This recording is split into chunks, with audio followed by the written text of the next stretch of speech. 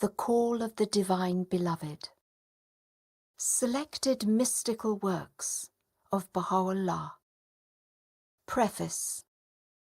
At one time we spoke in the language of the lawgiver, Baha'u'llah writes in the Epistle to the Son of the Wolf.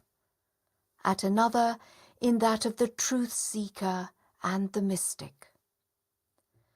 The present volume brings together a selection of his tablets which were revealed in the language of the mystic. Some are widely known, others are published here for the first time in English translation.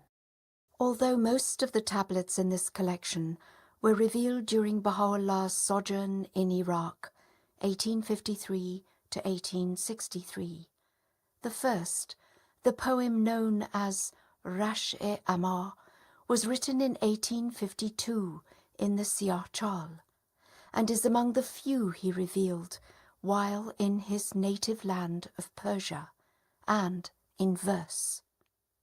Baha'u'llah recounts, "During the days I lay in the prison of Tehran, though the galling weight of the chains and the stench-filled air allowed me but little sleep, still, in those infrequent moments of slumber, I felt as if something flowed from the crown of my head over my breast, even as a mighty torrent that precipitateth itself upon the earth from the summit of a lofty mountain.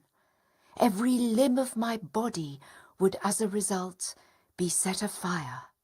At such moments my tongue recited what no man could bear to hear." The poetic reflection of that experience, as conveyed in Rash-e-Amar, can perhaps never be adequately rendered into another language, yet the present translation is an initial attempt to impart a glimpse of its power and momentous themes. In Iraq, during the 2 years Baha'u'llah sought seclusion in the mountains of Kurdistan, far from the malice and dissension that had blighted the Babi community in Baghdad, word of his presence in Sulaymaniyeh attracted religious scholars and mystics of the region, including several prominent Sufi sheikhs, to seek out the one who dwelt as a humble dervish, yet evinced a wisdom that was profound and a power of expression unequalled. Through his numerous discourses and epistles, Shoghi Effendi writes, he disclosed new vistas to their eyes, resolved the perplexities that agitated their minds, unfolded the inner meaning of many hitherto obscure passages in the writings of various commentators, poets, and theologians. In a short time, is Abdu'l-Baha's own testimony, Kurdistan was magnetized with his love. During this period, Baha'u'llah lived in poverty. His garments were those of the poor and needy. His food was that of the indigent and lowly. An atmosphere of majesty haloed him as the sun at midday. Everywhere he was greatly revered and loved. When Baha'u'llah returned to Baghdad, his Kurdish admirers followed. The sight of ulama and Sufi sheikhs flocking to visit Baha'u'llah astonished the religious leaders of the city, who also began to seek his presence and became enthralled.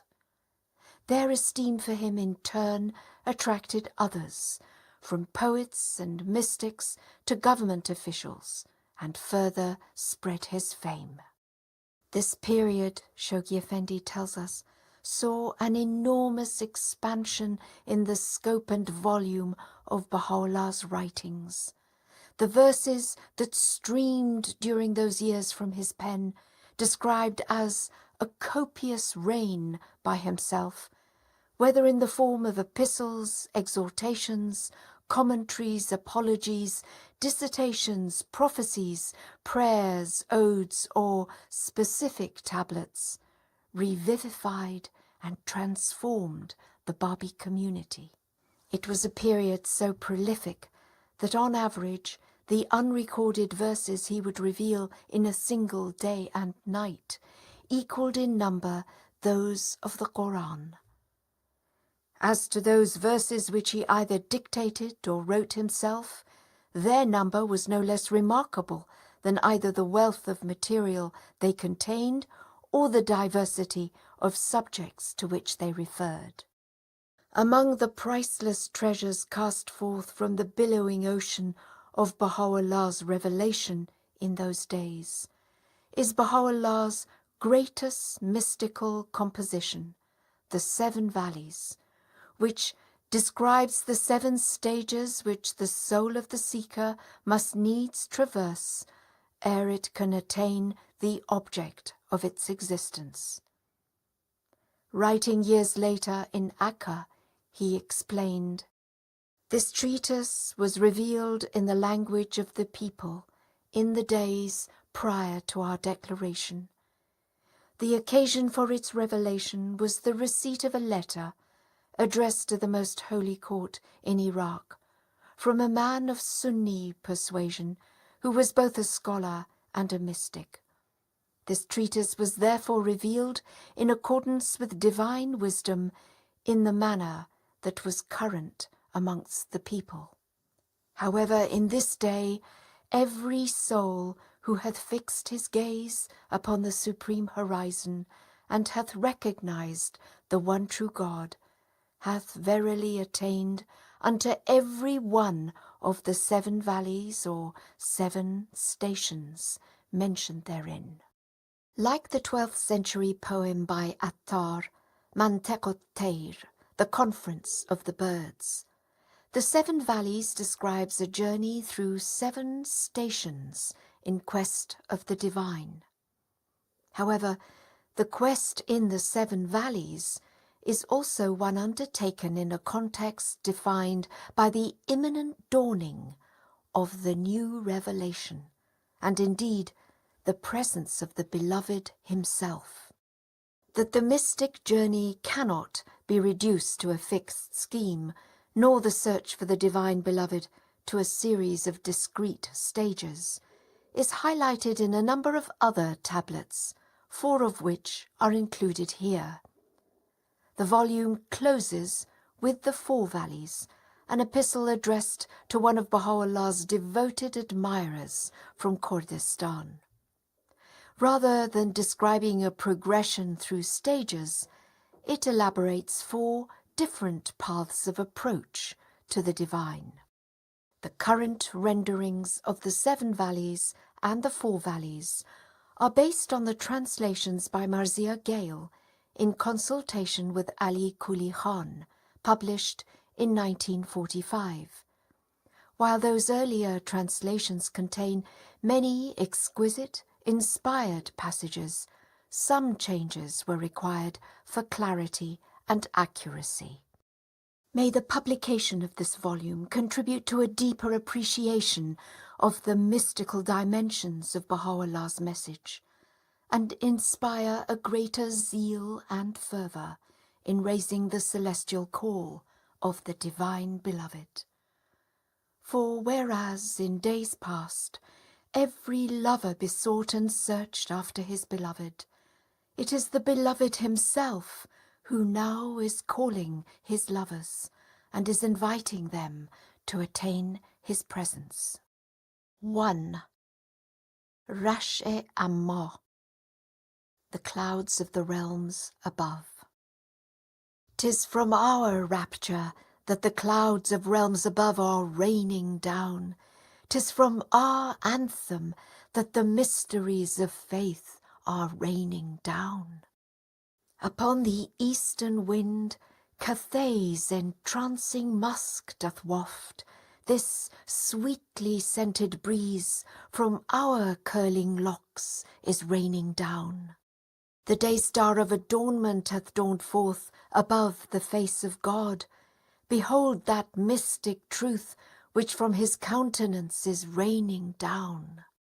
The sea of purity hath from the wave of true reunion surged. This precious, rare bestowal from our rapture is raining down. The treasuries of love lay hid within the very heart of Fars.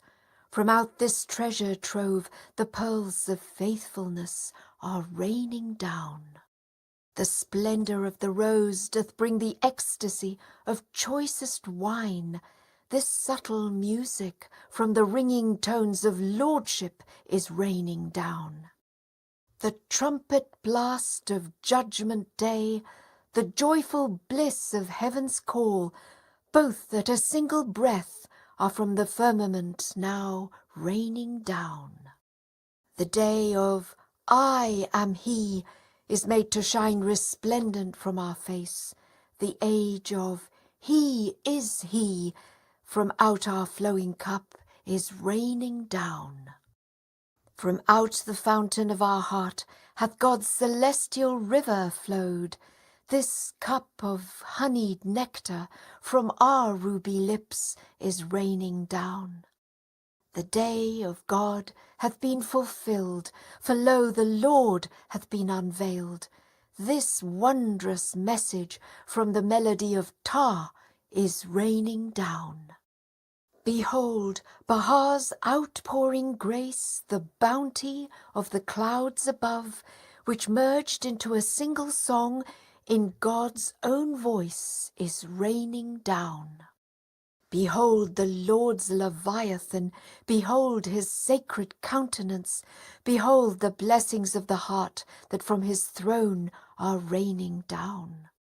Behold the palm of paradise, behold the warbling of the dove, behold the glorious hymns that in the purest light are raining down.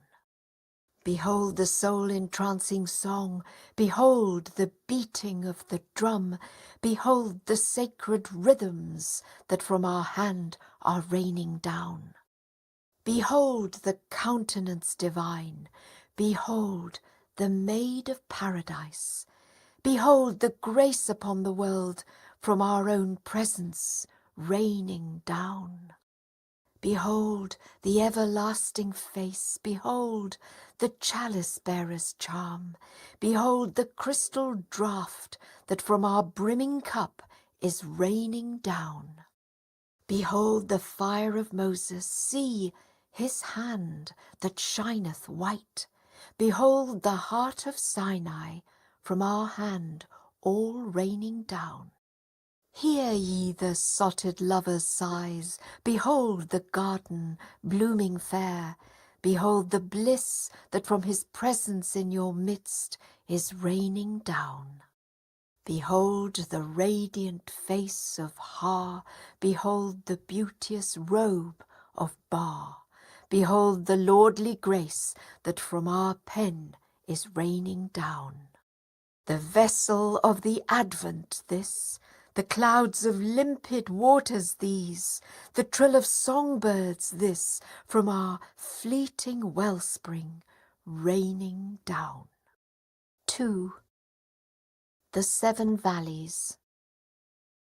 An exposition of the mysteries enshrined in the stages of ascent for them that seek to journey unto God, the Almighty, the ever-forgiving. In the name of God, the merciful, the compassionate. Praise be to God, who hath made being to come forth from nothingness, graven upon the tablet of man a measure of the mysteries of his eternity, taught him from the storehouse of divine utterance that which he knew not, made him a perspicuous book unto such as have believed and surrendered their souls, given him to behold in this dark and ruinous age a new creation within all things, and caused him to speak forth from the midmost heart of eternity, and in a new and wondrous voice, embodied in the most excellent temple, and all to this end, that every man may testify in himself and by himself before the seat of the revelation of his Lord, that there is none other God but him, and that all may reach that summit of realities where none shall contemplate anything but that he shall perceive God therein. This is the vision of the splendours which have been deposited within the realities of all things. For otherwise he, exalted be his glory, is entirely sanctified above being seen or witnessed. No vision taketh in him, but he taketh in all vision. He is the subtle, the all-perceiving. And I praise and glorify that primal sea which hath branched out from the ocean of the unseen essence, and that primal morn which hath broken forth above the horizon of singleness, and that primal sun which hath risen in the heaven of everlasting splendour, and that primal fire which was kindled from the lamp of eternity within the niche of oneness. He who is called Ahmad in the kingdom of the exalted ones, and Mohammed amongst the concourse of the favoured ones, and Mahmud in the realm of the sincere, and in the hearts of the knowing, whichsoever ye call upon, most beauteous are his names. And upon his kindred and his companions be abundant, abiding, and eternal peace. To continue. I have hearkened to the song of the nightingale of knowledge upon the twigs of the tree of thine inmost being, and to the cooing of the dove of certitude upon the branches of the bower of thine heart.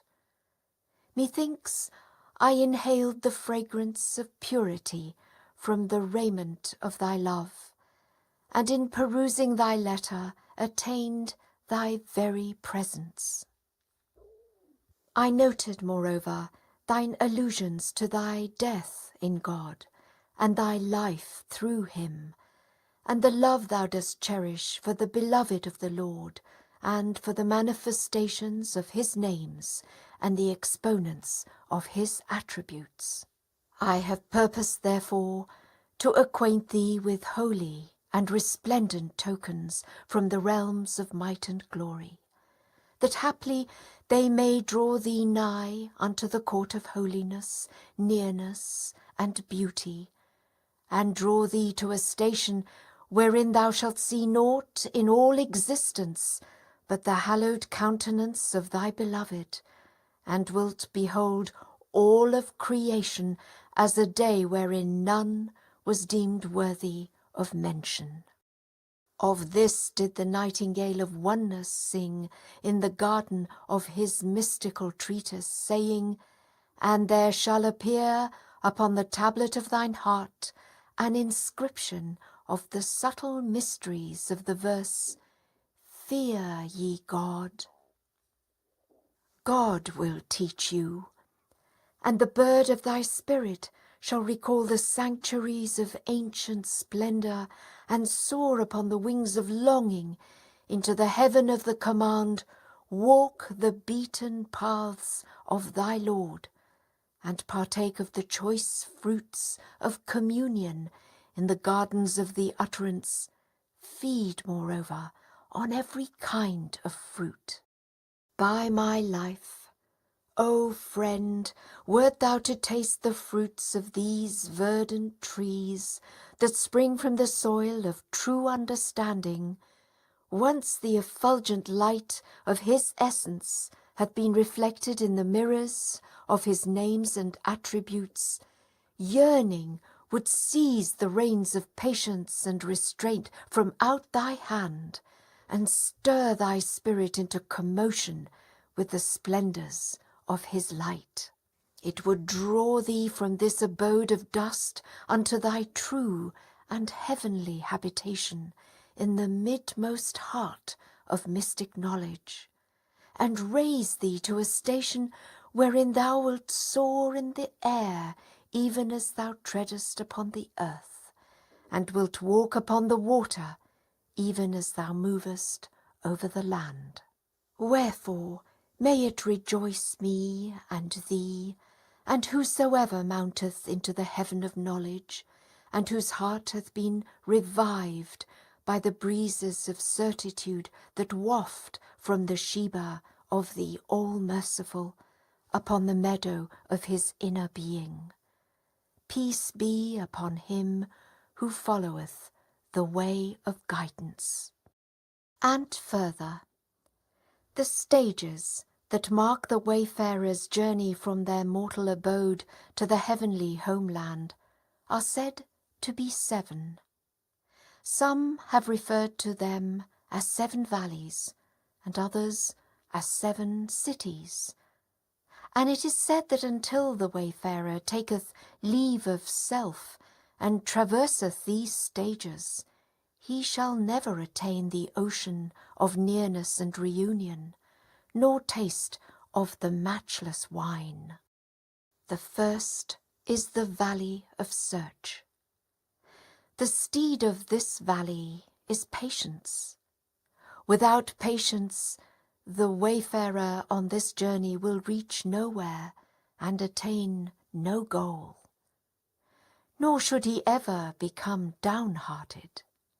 If he strive for 100,000 years, and yet fail to behold the beauty of the friend, he should not falter.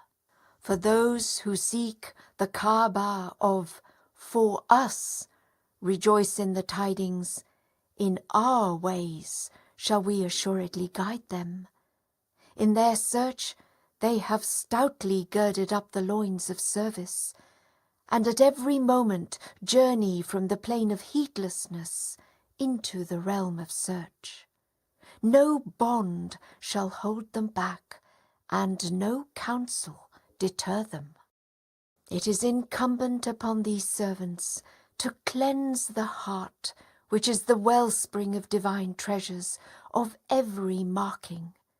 Turn away from imitation, which is following the traces of their forefathers, and shut the door of friendship and enmity upon all the people of the earth. In this journey the seeker reacheth a station wherein he seeth all created things wandering distracted in search of the friend. How many a Jacob will he see searching after his Joseph? How many a lover will he behold hastening towards the well-beloved? A world of adoring souls will he witness, tracing the path of the adored one. At every moment he findeth a weighty matter. In every hour he becometh aware of a new mystery. For he hath severed his heart from both worlds, and set out for the Kaaba of the beloved. At every step aid from the invisible realm will attend him, and the fervour of his search will grow. One must judge of search by the standard of the Majnun of love. It is related that one day they came upon Majnun sifting the dust, his tears flowing down. They asked, "What doest thou?" He said, "I seek for Laili." "Alas for thee," they cried, "Laili is of pure spirit, yet thou seekest her in the dust." He said, "I seek her everywhere. Haply, somewhere I shall find her."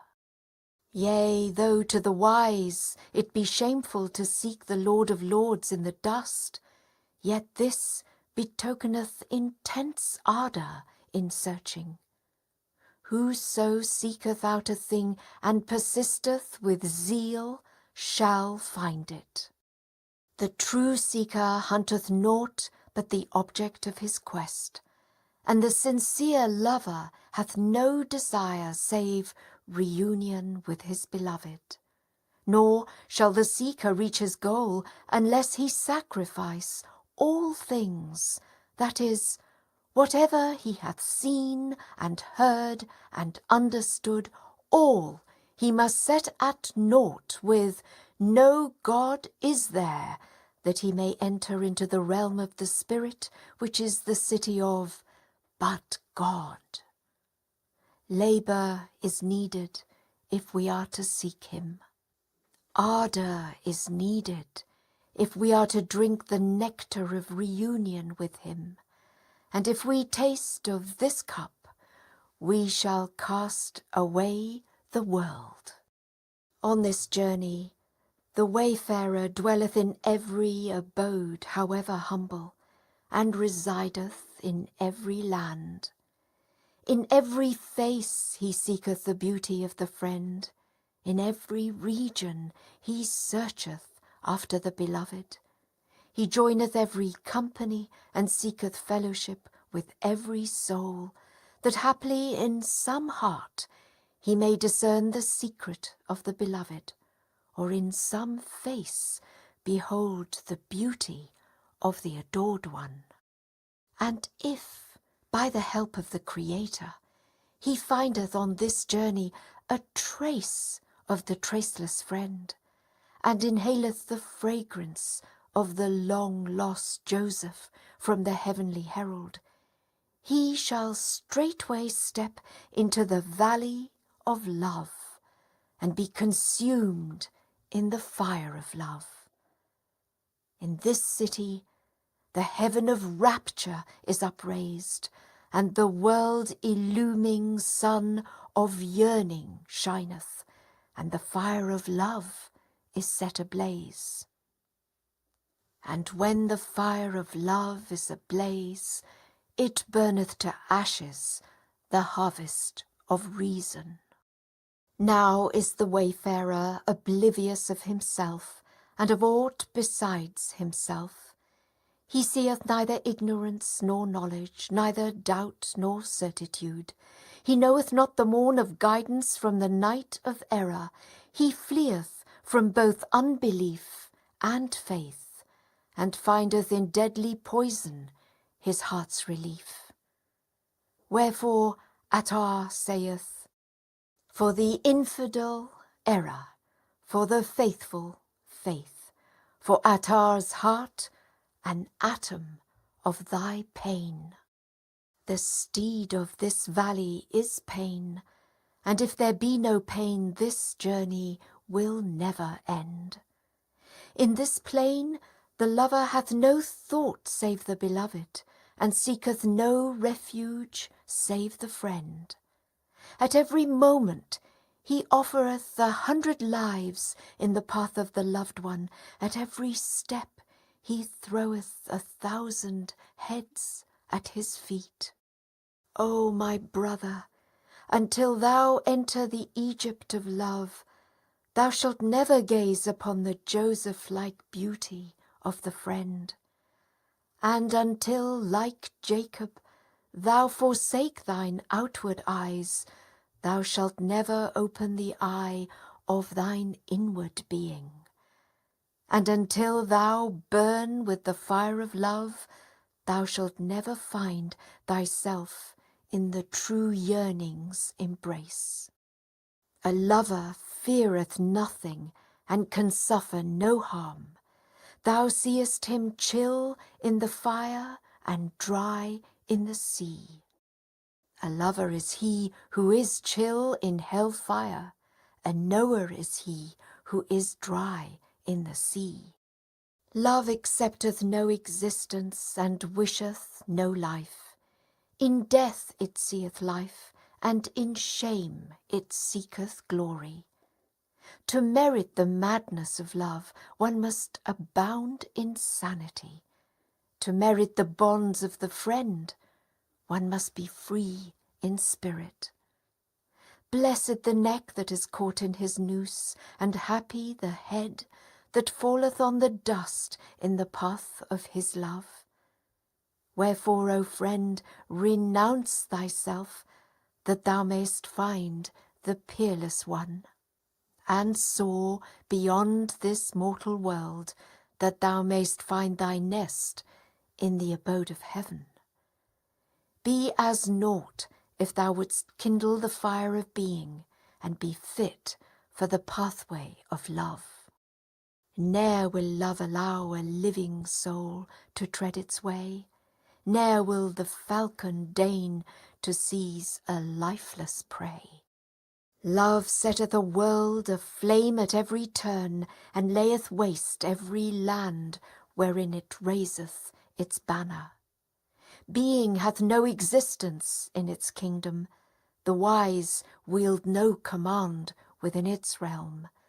The Leviathan of love swalloweth the master of reason, and slayeth the Lord of knowledge.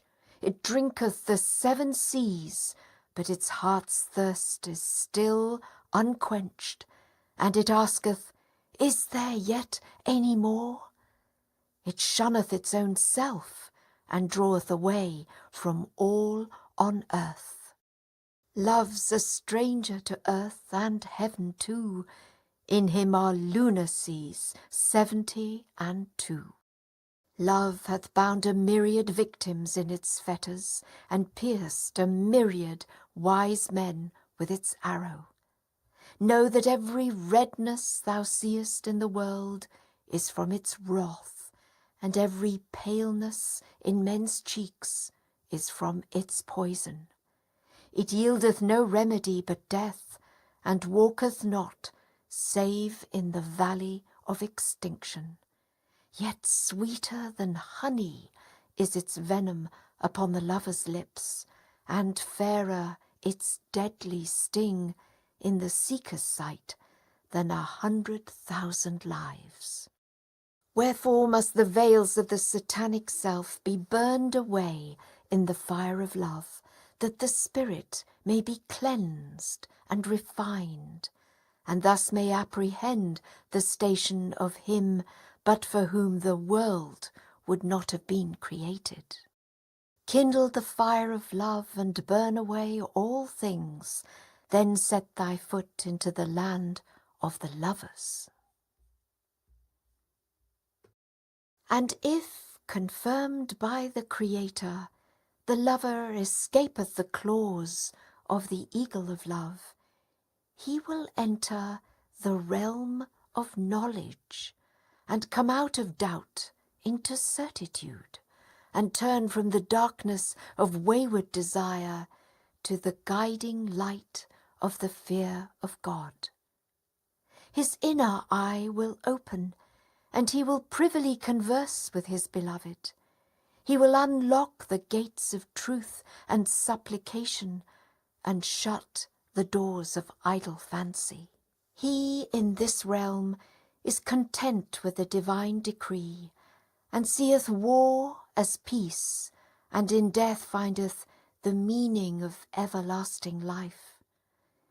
With both inward and outward eyes he witnesseth the mysteries of resurrection in the realms of creation and in the souls of men, and with a spiritual heart apprehendeth the wisdom of God in his endless manifestations. In the sea he findeth a drop, in a drop he beholdeth the secrets of the sea. Split the atom's heart, and lo, within it thou wilt find a sun. Gazing with the eye of absolute insight, the wayfarer in this valley seeth in God's creation neither contradiction nor incongruity, and at every moment exclaimeth, No defect canst thou see in the creation of the God of mercy. Repeat the gaze, seest thou a single flaw? He beholdeth justice in injustice, and in justice grace. In ignorance he findeth many a knowledge hidden, and in knowledge a myriad wisdoms manifest. He breaketh the cage of the body and the hold of the passions, and communeth with the denizens of the immortal realm. He scaleth the ladders of inner truth, and hasteneth to the heaven of inner meanings. He rideth in the ark of, we will surely show them our signs in the world and within themselves, and saileth upon the sea of, until it become plain to them that it is the truth. And if he meeteth with injustice, he shall have patience, and if he cometh upon wrath, he shall manifest love. There was once a lover, it is said, who had sighed for long years in separation from his beloved, and wasted in the fire of remoteness. From the rule of love his breast was void of patience, and his body weary of his spirit. He reckoned life without her as a mockery, and the world consumed him away. How many a day he found no respite from his longing, how many a night the pain of her kept him from sleep. His body was worn to a sigh, and his heart's wound had turned him to a cry of sorrow. 1,000 lives would he freely have given for one taste of the cup of her presence, and yet even this was not within his reach. The doctors knew no cure for him, and companions avoided his company. Yea, physicians have no remedy for one sick of love, unless the favour of the beloved deliver him. At last the tree of his longing yielded the fruit of despair, and the fire of his hope fell to ashes. Then one night he could bear life no more, and he left his house for the marketplace. On a sudden, a watchman followed after him. He broke into a run, with the watchman in swift pursuit. Then other watchmen came together and barred every passage to the weary one. And that wretched one cried from his heart, and ran here and there, and moaned to himself, "Surely this watchman is Ezrael, my angel of death, following so fast upon me, or he is a tyrant of men, prompted by hatred and malice." His feet carried him on, that hapless one, bleeding with the arrow of love, while his heart lamented. Then he came to a garden wall, and with untold pain and trouble he scaled it. He saw that it was very high, yet, forgetting his life, he threw himself down into the garden. And there he beheld his beloved, with a lamp in her hand, searching for a ring she had lost.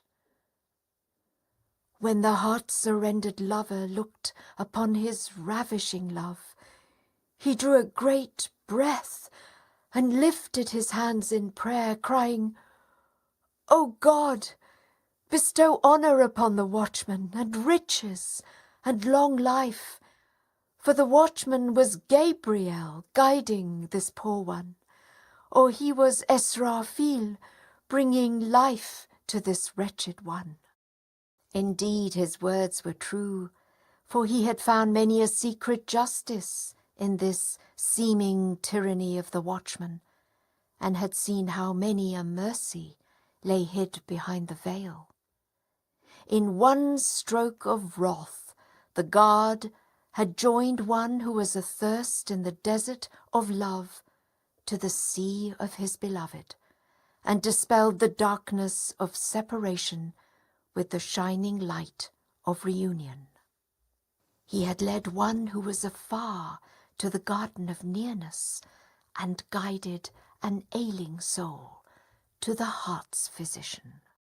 Now if the lover could have seen the end, he would from the beginning have blessed the watchman, prayed God on his behalf, and seen his tyranny as justice. But since the end was veiled to him, he lamented and made his plaint in the beginning. Yet those who journey in the garden land of true knowledge, since they see the end in the beginning, behold peace in war and conciliation in enmity. Such is the state of the wayfarers in this valley. But the people of the valleys above this see the end and the beginning as one. Nay, they see neither beginning nor end, and witness neither first nor last. Nay, rather, the denizens of the city of immortality, who dwell in the celestial garden, see not even neither first nor last. They fly from all that is first, and repulse all that is last. For these have passed over the worlds of names, and swift as lightning fled beyond the worlds of attributes. Thus is it said, the perfection of belief in divine unity is to deny him any attributes, and they have made their dwelling place in the shadow of the divine essence. Wherefore Khwaja Abdullah, may God the Most High sanctify his blessed soul, hath made in this connection a subtle point, and spoken an eloquent word as to the meaning of guide thou us on the straight path, which is, show us the right way. That is, honour us with the love of thine essence, that we may be freed from occupation with ourselves and aught else save thee, and may become wholly thine, that we may know only thee, and see only thee, and think of none save thee. Nay, they would even soar above this station, as it is said, love is a veil betwixt the lover and beloved. More than this I am not permitted to tell. At this hour the morn of true knowledge hath dawned, and the lamps of wayfaring and wandering have been quenched. Veiled from this was Moses too, despite his virtue and his light. Then thou who hast no wings at all, abandon any hope of flight. If thou be a man of communion and prayer, soar upon the wings of assistance from the holy ones, that thou mayst behold the mysteries of the friend and attain the lights of the beloved. Verily, we are God's, and to him shall we return. After passing through the valley of knowledge, which is the last station of limitation, the wayfarer cometh to the first station of unity, and drinketh from the cup of oneness, and gazeth upon the manifestations of singleness. In this station he pierceth the veils of plurality, fleeth the realms of the flesh, and ascendeth unto the heaven of unity. With the ear of God he heareth, with the eye of God he beholdeth the mysteries of divine creation. He steppeth into the inner sanctuary of the friend, and as an intimate shareth the pavilion of the well-beloved. He stretcheth forth the hand of truth from the sleeve of the Absolute, and revealeth the mysteries of divine power. He seeth in himself neither name, nor fame, nor rank, but findeth his own praise in the praise of God, and in the name of God beholdeth his own. To him all songs are from that sovereign King, and every melody from him. He sitteth on the throne of, say all things are of God, and reclineth upon the seat of, there is no power nor strength but in God alone. He looketh upon all things with the eye of unity, and seeth the effulgent rays of the Sun of Truth shining from the dayspring of the divine essence upon all created things alike, and beholdeth the lights of unity reflected upon all creation. It is known to thine eminence that all the variations which the wayfarer in the stages of his journey beholdeth in the realms of being proceed from his own vision. We shall give an example of this, that the meaning may become fully clear. Consider the visible sun. Although it shineth with the same radiance upon all existence, and at the behest of the Lord of Revelation bestoweth light on all things, yet in each place it becometh manifest and sheddeth its bounty according to the potentialities of that place. For instance, in a mirror it reflecteth its own disk and shape, and this is due to the clarity of the mirror itself. Through a crystal it maketh fire to appear, and in other things it showeth only the effect of its shining, but not its full disk.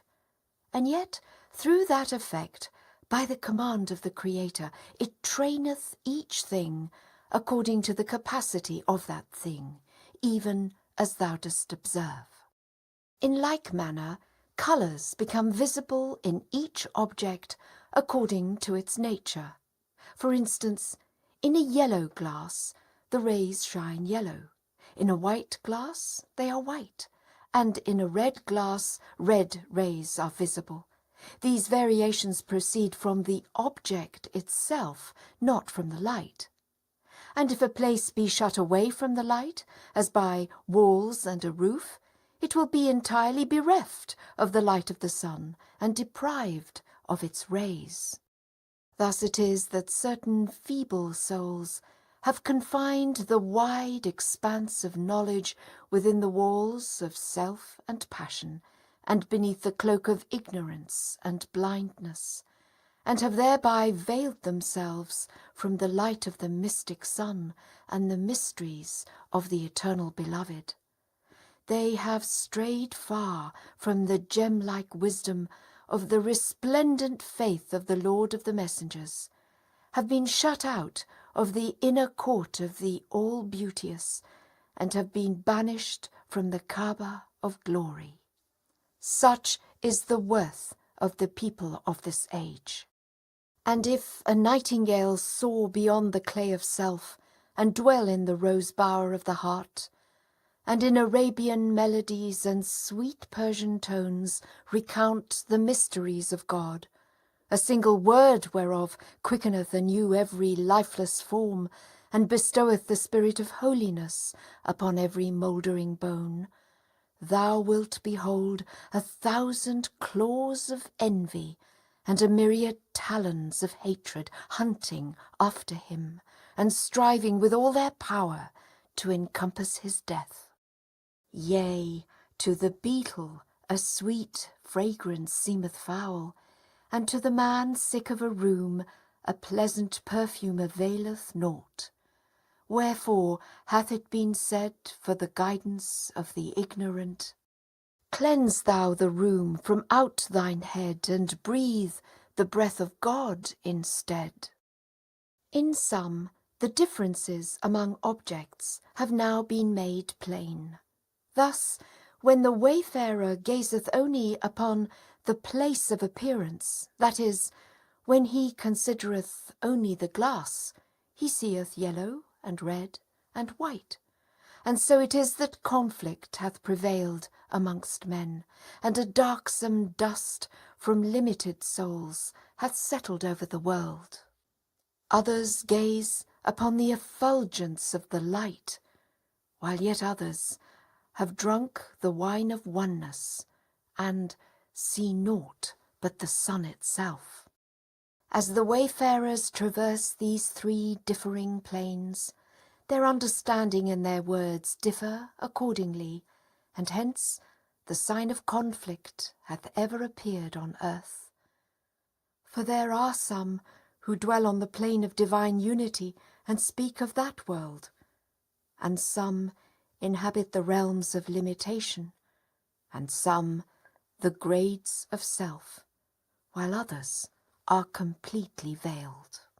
Thus do the ignorant people of the day, who have no share of the radiance of the divine beauty, make certain claims, and in every age and cycle inflict upon the people of the ocean of divine unity what they themselves deserve.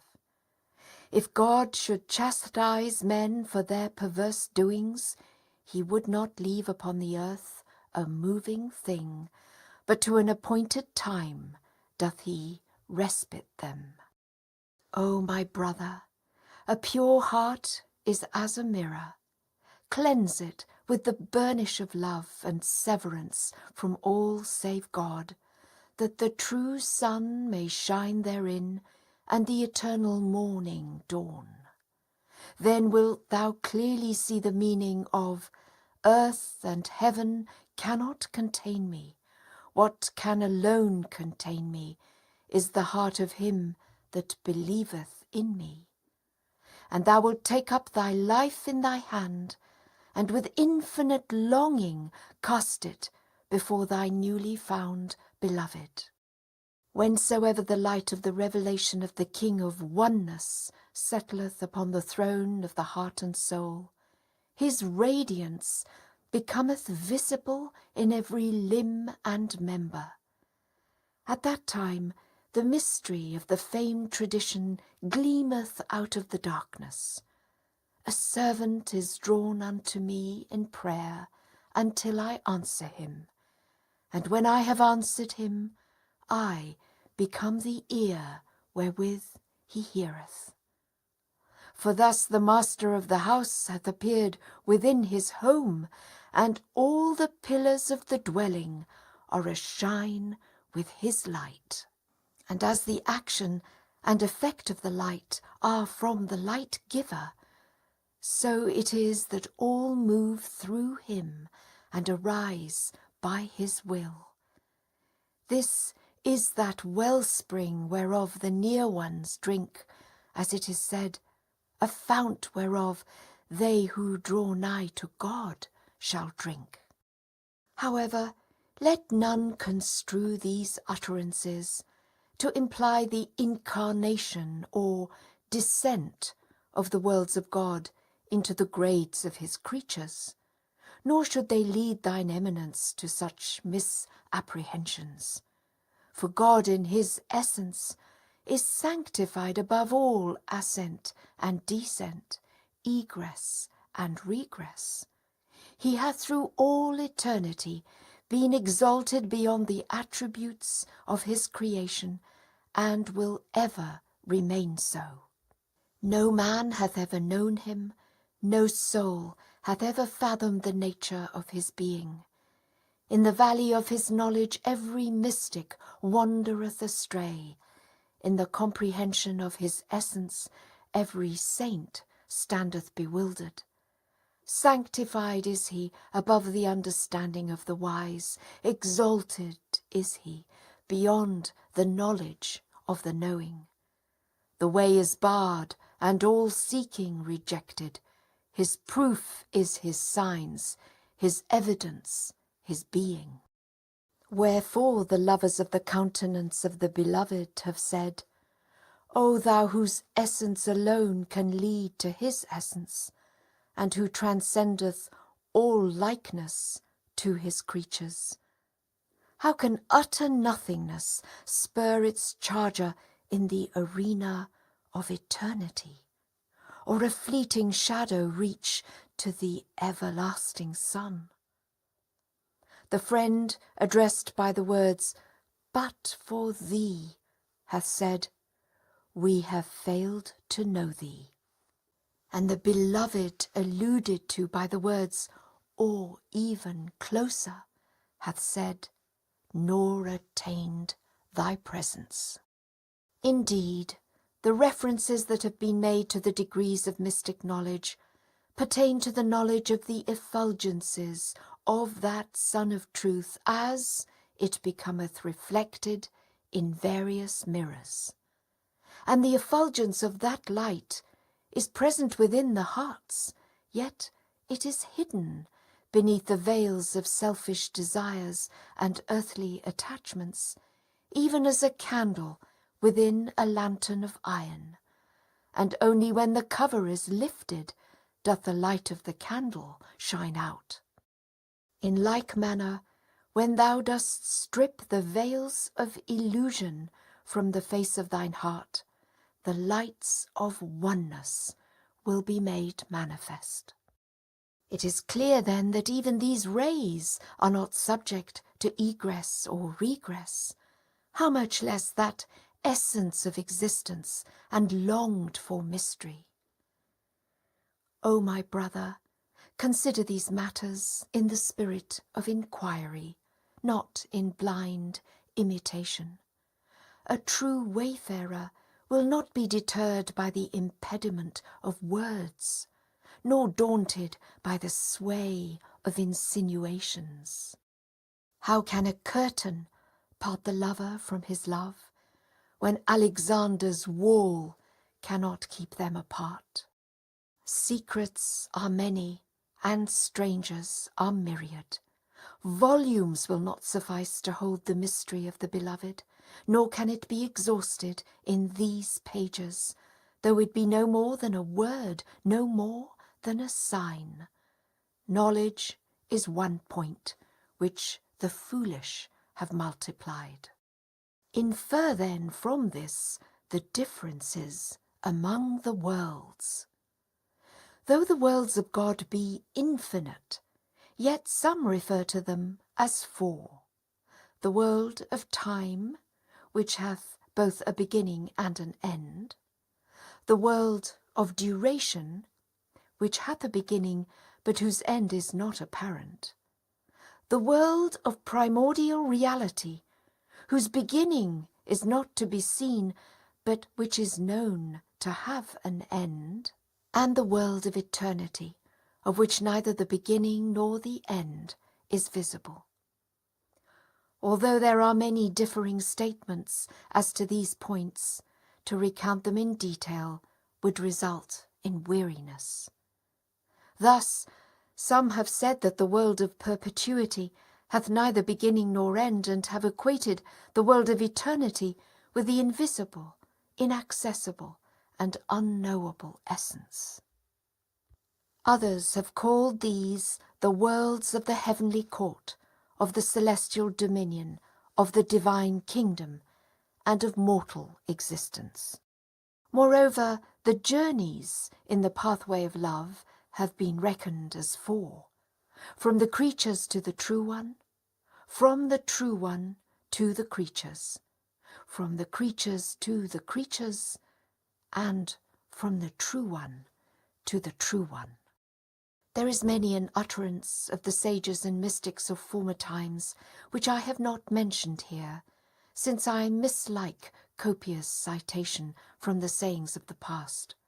For quotation from the words of others betokeneth acquired learning, and not divine bestowal. Even so much as I have quoted here is out of deference to the wont of men, and after the manner of the learned. Further, such matters are beyond the scope of this epistle. My unwillingness to recount their sayings is not from pride, rather it is the manifestation of wisdom and the revelation of bounty. If Khesr did wreck the vessel on the sea, 1,000 rights are in this wrong concealed. Otherwise, this servant regardeth himself as utterly lost and non-existent, even before one of the beloved of God, how much less in the presence of his holy ones. Glorified be my Lord, the Most High. Moreover, our aim is to recount the stages of the wayfarer's journey, not to set forth the conflicting utterances of the mystics.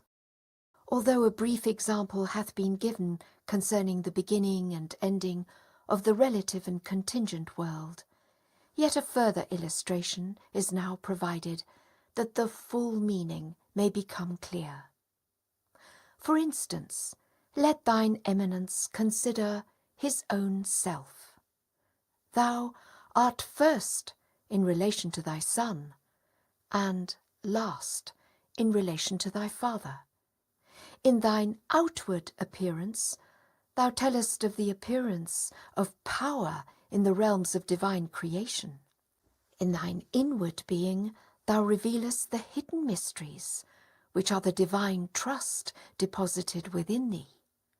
And thus, firstness and lastness, outwardness and inwardness, are in the sense referred to all true of thyself, so that in these four states conferred upon thee, thou mayest comprehend the four divine states, and that the nightingale of thine heart, warbling on all the flowering branches of the tree of existence, whether seen or unseen, might cry out, He is the first and the last, the seen and the hidden. These statements are made in the sphere of that which is relative. Otherwise, those souls who with but one step have traversed the world of the relative and the conditioned, and dwelt in the court of independent sovereignty, and pitched their tent in the realms of absolute authority and command, have burned away these relativities with a single spark, and blotted out these words with a mere dewdrop. And they swim in the sea of the Spirit and soar in the holy atmosphere of light. Then what existence have words on such a plane, that first and last or other than these should be mentioned or described? In this realm, the first is the same as the last, and the last is the same as the first. In thy soul of love build thou a fire, and burn all thoughts and words entire. O my friend, look to thyself. Hadst thou not become a father and begotten a son, neither wouldst thou have comprehended these words. Now forget them, one and all, that thou mayst learn from the Master of Love in the schoolhouse of divine unity, mayst return unto God, forsake the land of unreality for thy true station, and dwell beneath the shadow of the tree of knowledge. O thou dear one, impoverish thyself, that thou mayst enter the lofty court of riches, and humble thy body, that thou mayst drink from the stream of glory and attain to the full meaning of the poems whereof thou hadst asked. Thus it hath been made clear that these stages depend on the attainment of the wayfarer. In every city he will behold a world, in every valley reach a spring, in every meadow hear a song. But the falcon of the mystic heaven hath many a wondrous carol of the spirit in its breast, and the Persian bird keepeth in its soul many a sweet Arabian melody. Yet these are hidden, and hidden shall remain. If I speak forth, many a mind will shatter, and if I write, many a pen will break. Peace be upon him who concludeth this exalted journey, and followeth the way of truth by the lights of guidance. The wayfarer, after traversing the high plains of this supernal journey, entereth into the city of contentment.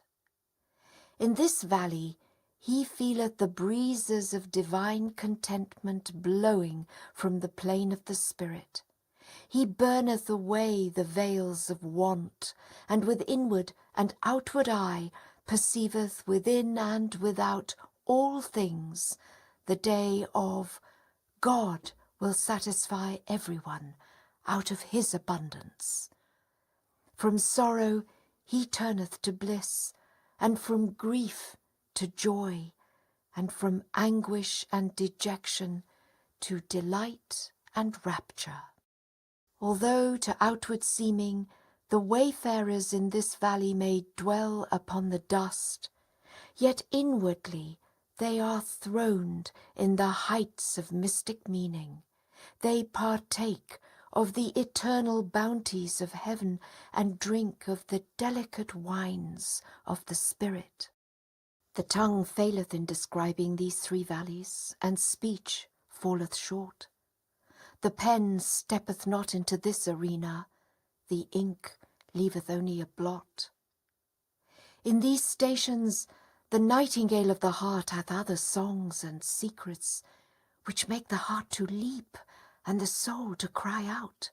But this mystery of inner meaning may be whispered only from heart to heart, and confided only from breast to breast. The bliss of mystic knowers can only be told from heart to heart, a bliss no messenger can bear, and no missive dare impart. How many are the matters I have out of weakness left unsaid, for my words would fail to reckon them, and mine every effort would fall short. O friend, till thou enter the garden of these inner meanings, thou shalt never taste of the imperishable wine of this valley. And shouldst thou taste of it, thou wilt turn away from all else and drink of the cup of contentment.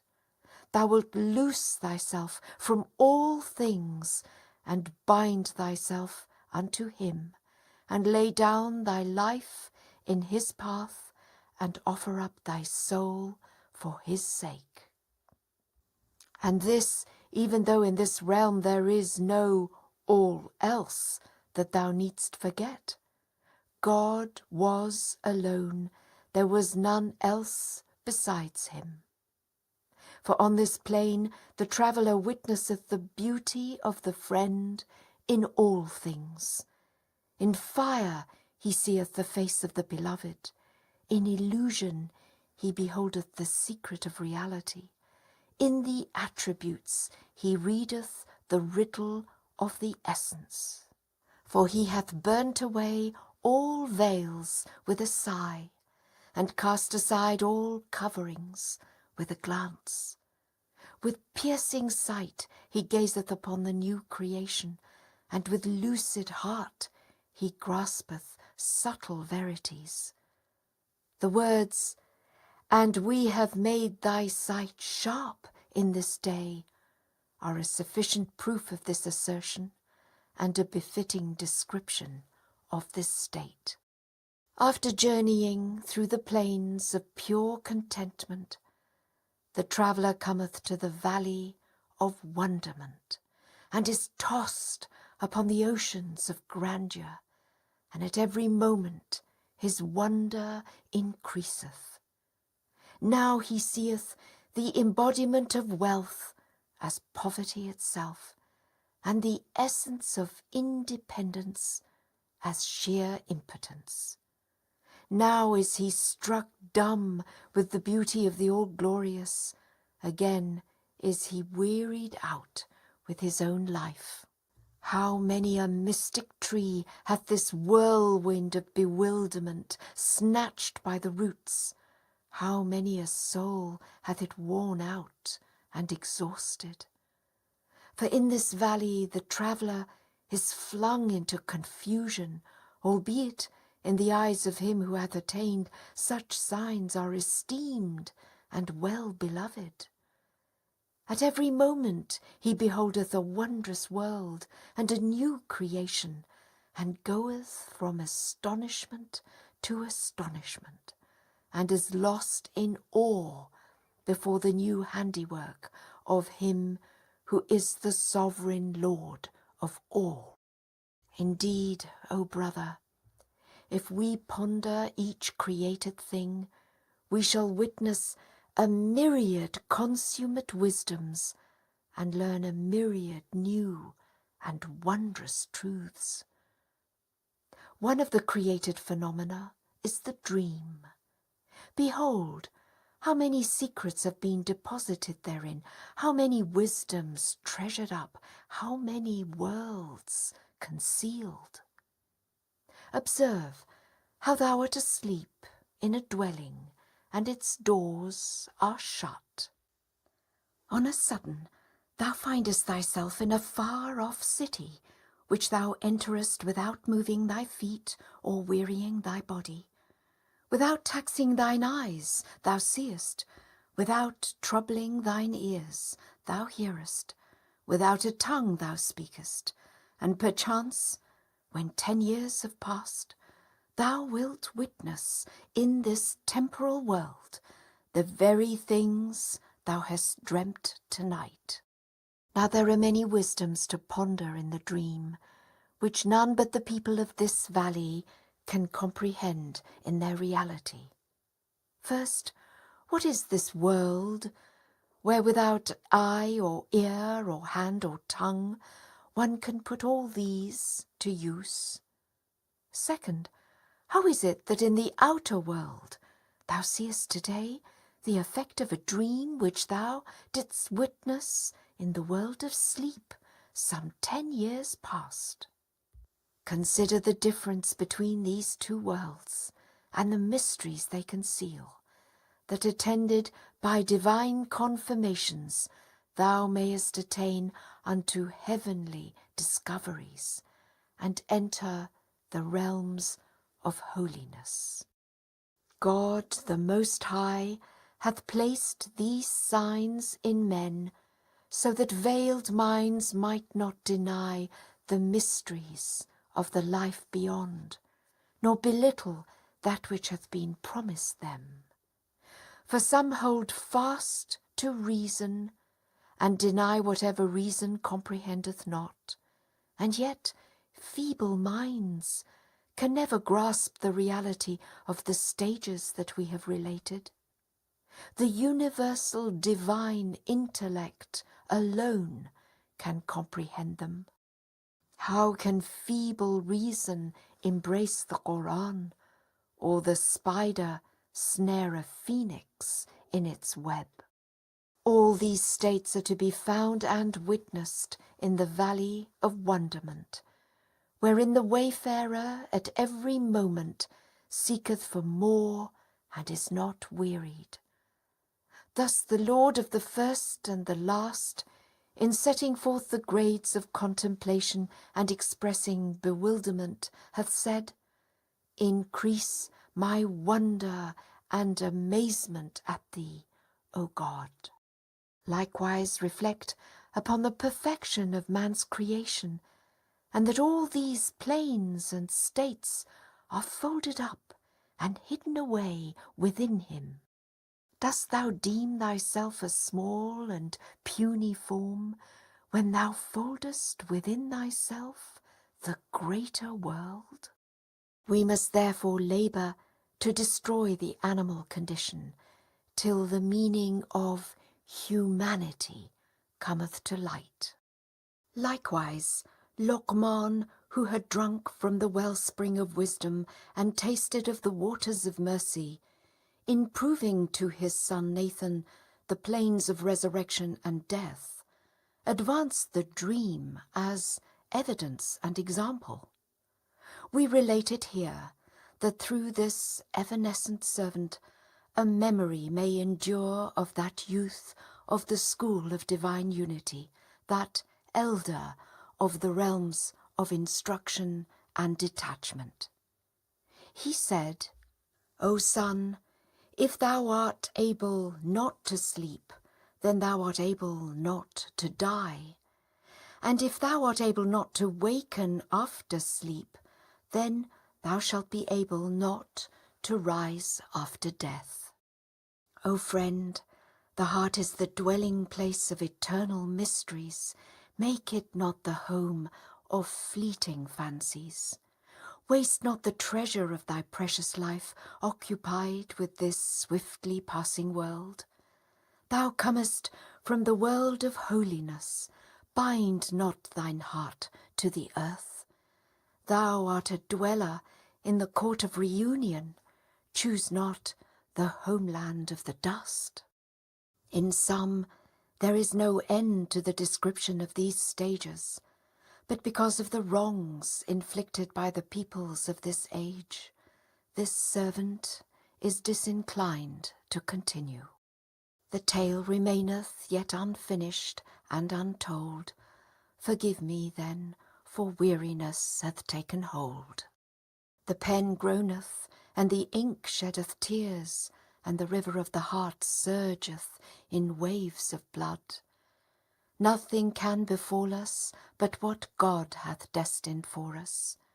Peace be upon him who followeth the way of guidance.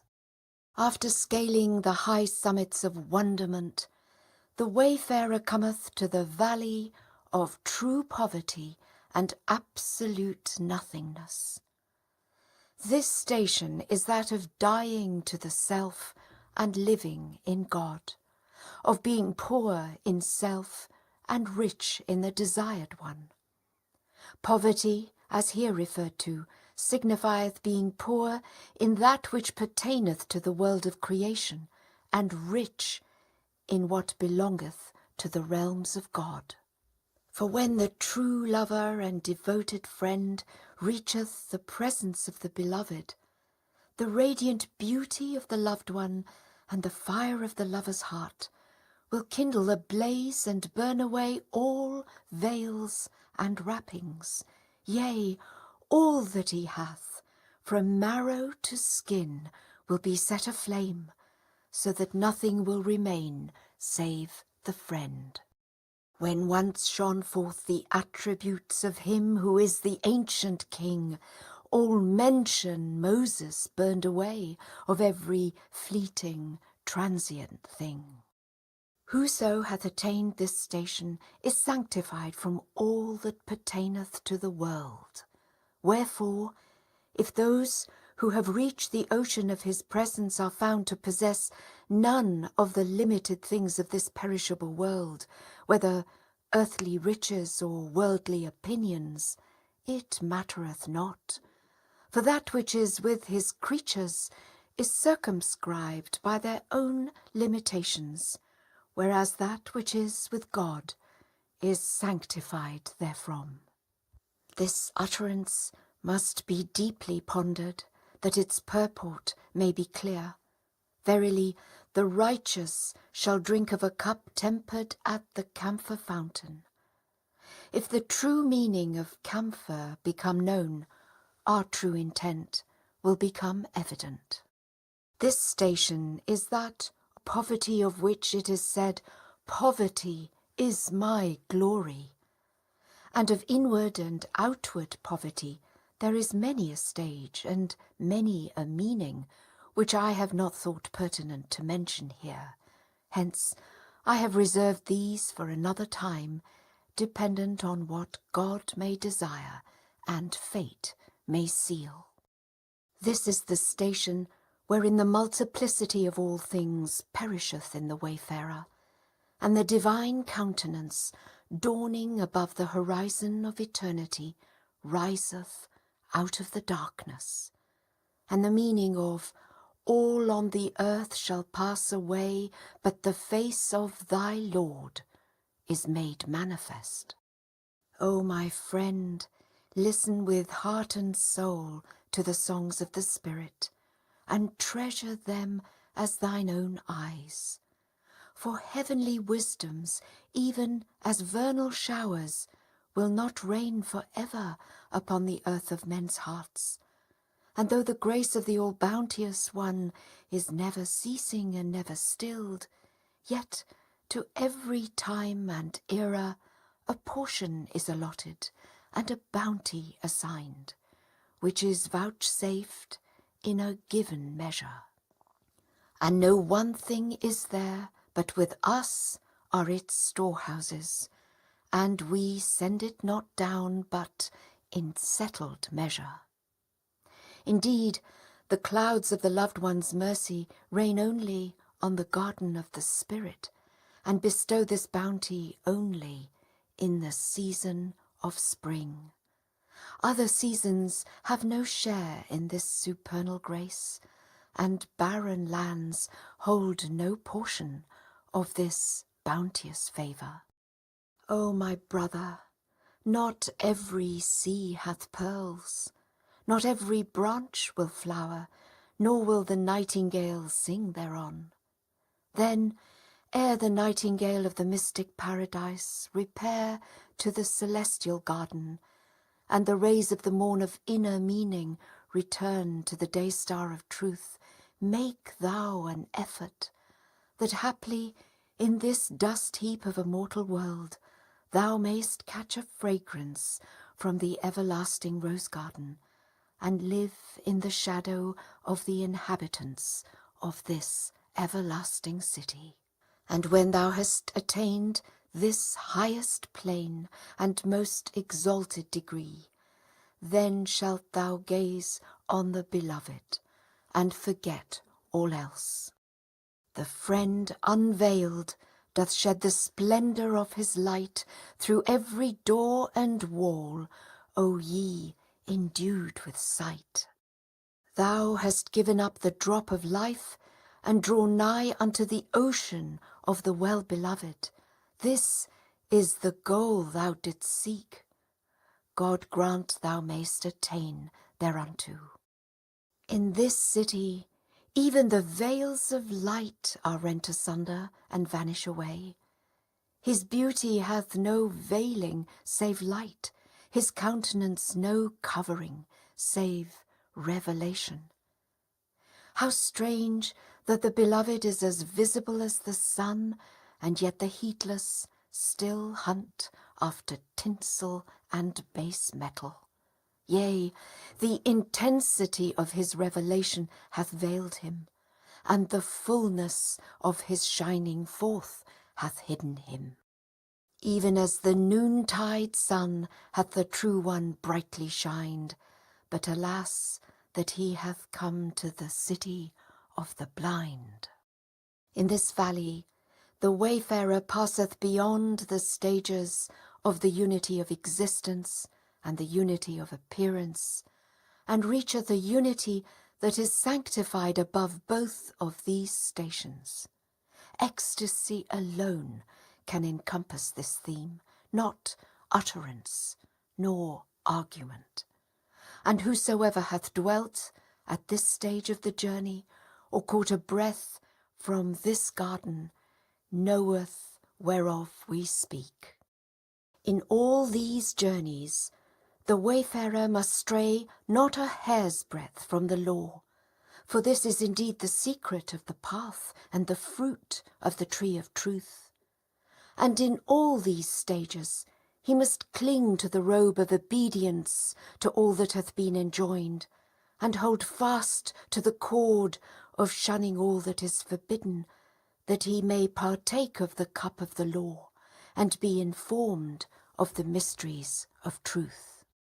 If any of the utterances of this servant be not understood, or lead to perplexity, the same must be inquired of again, that no doubt may linger, and that the meaning may shine as resplendent as the face of the beloved dawning from his glorious station.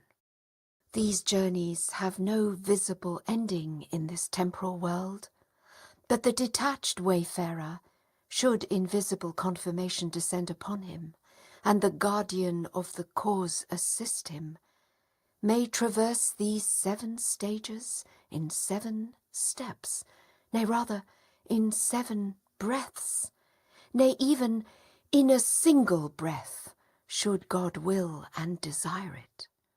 This is a token of his grace, vouchsafed unto whomsoever he pleaseth. They who soar in the heaven of divine unity and attain the depths of the sea of detachment, reckon this city, which is the station of life in God, as the loftiest state of the mystic knowers and the furthermost homeland of the faithful lovers. But to this evanescent one of the mystic ocean, this station is the first gate of the heart citadel, that is, man's first entrance to the city of the heart. And the heart is endowed with 4 stages, which would be recounted should a kindred soul be found. Shattered was the pen at once, rent and torn in twain the page, when the pen did reach the point of depicting such a stage. O my friend, many a hound hunteth this gazelle of the desert of oneness. Many an eagle pursueth this nightingale of the garden of eternity. Ravens of hatred lie in wait for this bird of the heavens of God, and the huntsman of envy stalketh this deer of the meadow of love. O Sheikh, make of thine effort a glass, that perchance it may shelter this flame from contrary winds, albeit this flame doth long to be kindled in the lamp of the Lord, and to shine in the niche of the Spirit. For the head that is raised up in the love of God will assuredly fall by the sword, and the life that is aflame with longing will assuredly be extinguished, and the heart that cleaveth to the remembrance of the beloved will assuredly break.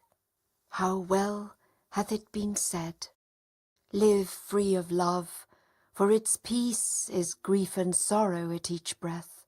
It starteth but with ache and pain, it endeth but with loss and death." Peace be upon him who followeth the way of guidance. The novel thoughts thou hast expressed as to the symbolism contained in the word sparrow were considered. Thou appearest to be well grounded in mystic truth. However, in each realm to every letter a meaning is allotted which pertaineth to that realm. Indeed, the wayfarer findeth a secret in every name, and a mystery in every letter. In one sense, these letters refer to the states of holiness. The first meaneth, free thyself from the promptings of self, then approach thy Lord. The second meaneth, purify thyself from all save him, that thou mayst offer up thy life for his sake. The third meaneth, draw back from the threshold of the one true God, if thou art still possessed of earthly attributes. The fourth meaneth, render thanks unto thy Lord on his earth, that he may bless thee in his heaven, albeit in the realm of his unity his heaven is the same as his earth. The fifth meaneth, remove from thine eyes the veils of limitation, that thou mayst learn that which thou knewest not of the stations of holiness. Wert thou to hearken unto the melodies of this mortal bird, then wouldst thou seek out the eternal and undying chalice, and renounce every fleeting and perishable cup. Peace be upon him who followeth the way of guidance. 3. From the letter Ba to the letter Ha. In the name of our Lord, the most exalted, the most high, I addressed unto thee aforetime an epistle in the lucid Arabian tongue, and I now reveal for thee this tablet in wondrous Persian prose, that thou mayst hear in the glorious accents of the nightingale of Iraq the sweet melodies of the nearness of the heavenly paradise that had ere this been intoned in the language of Hejaz. perchance thou mayst become pure spirit. Attain without taking a single step the loftiest stations of mystic ascent, and explore without leaving thine outward habitation the furthermost reaches of the worlds of inner significance.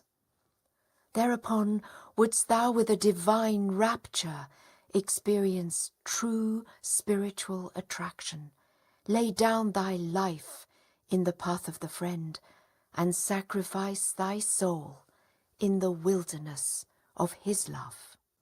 This indeed is the meaning of stillness in flight and flight in stillness, of fluidity in solidity and solidity in fluidity. To continue, it is clear that the wayfarers in the wilderness of search and longing, of attainment and reunion, have numerous degrees and countless stations. Some, after spiritual struggle and physical toil, ascend from the lower reaches of "No God is there" to the lofty bowers of "But God," flee from the shadow of negation to abide in the limitless realm of affirmation, and abandon the privation of a transient existence for the bountiful assemblage of reunion. This is the uttermost limit of the realm of effort and striving.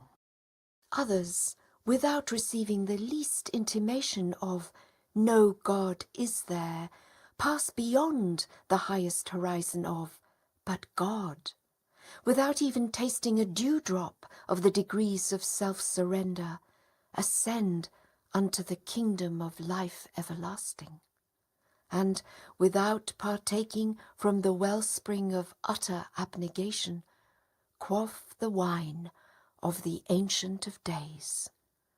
These souls, as they traverse the stages of wayfaring and ascend unto the stations of reunion, walk a different path and occupy a different rank. Still others, without having perused a single letter of the kingdom of names, or acquired the faintest intimation from the realm of attributes which pertaineth to this world, dawn above the invisible horizon of eternity, and return again thereunto. 100,000 seas of glory surge in their luminous hearts, and yet, to outward seeming, their lips are parched. A myriad rivers of holiness stream within their breasts, and yet no trace thereof is to be seen. The books of God's consummate wisdom are recorded upon the tablets of their hearts, and yet they breathe not a word thereof in the world of appearances. They dwell in the Egypt of certitude and journey in the lands of resignation.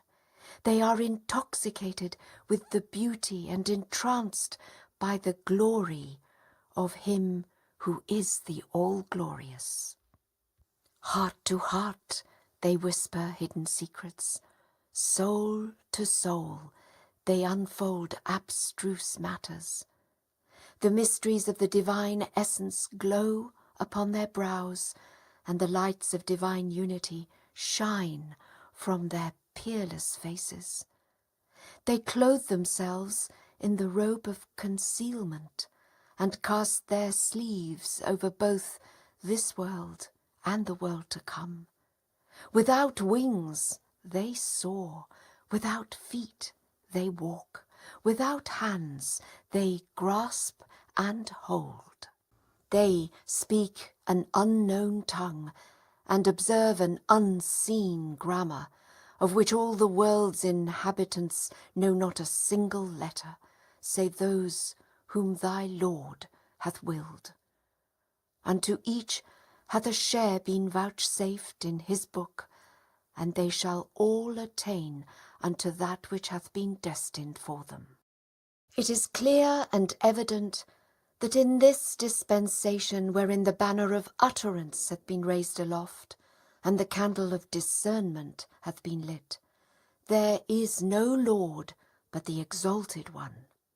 He it is who is one in his essence and one in his attributes, single in the kingdom of names and peerless in the realm of actions.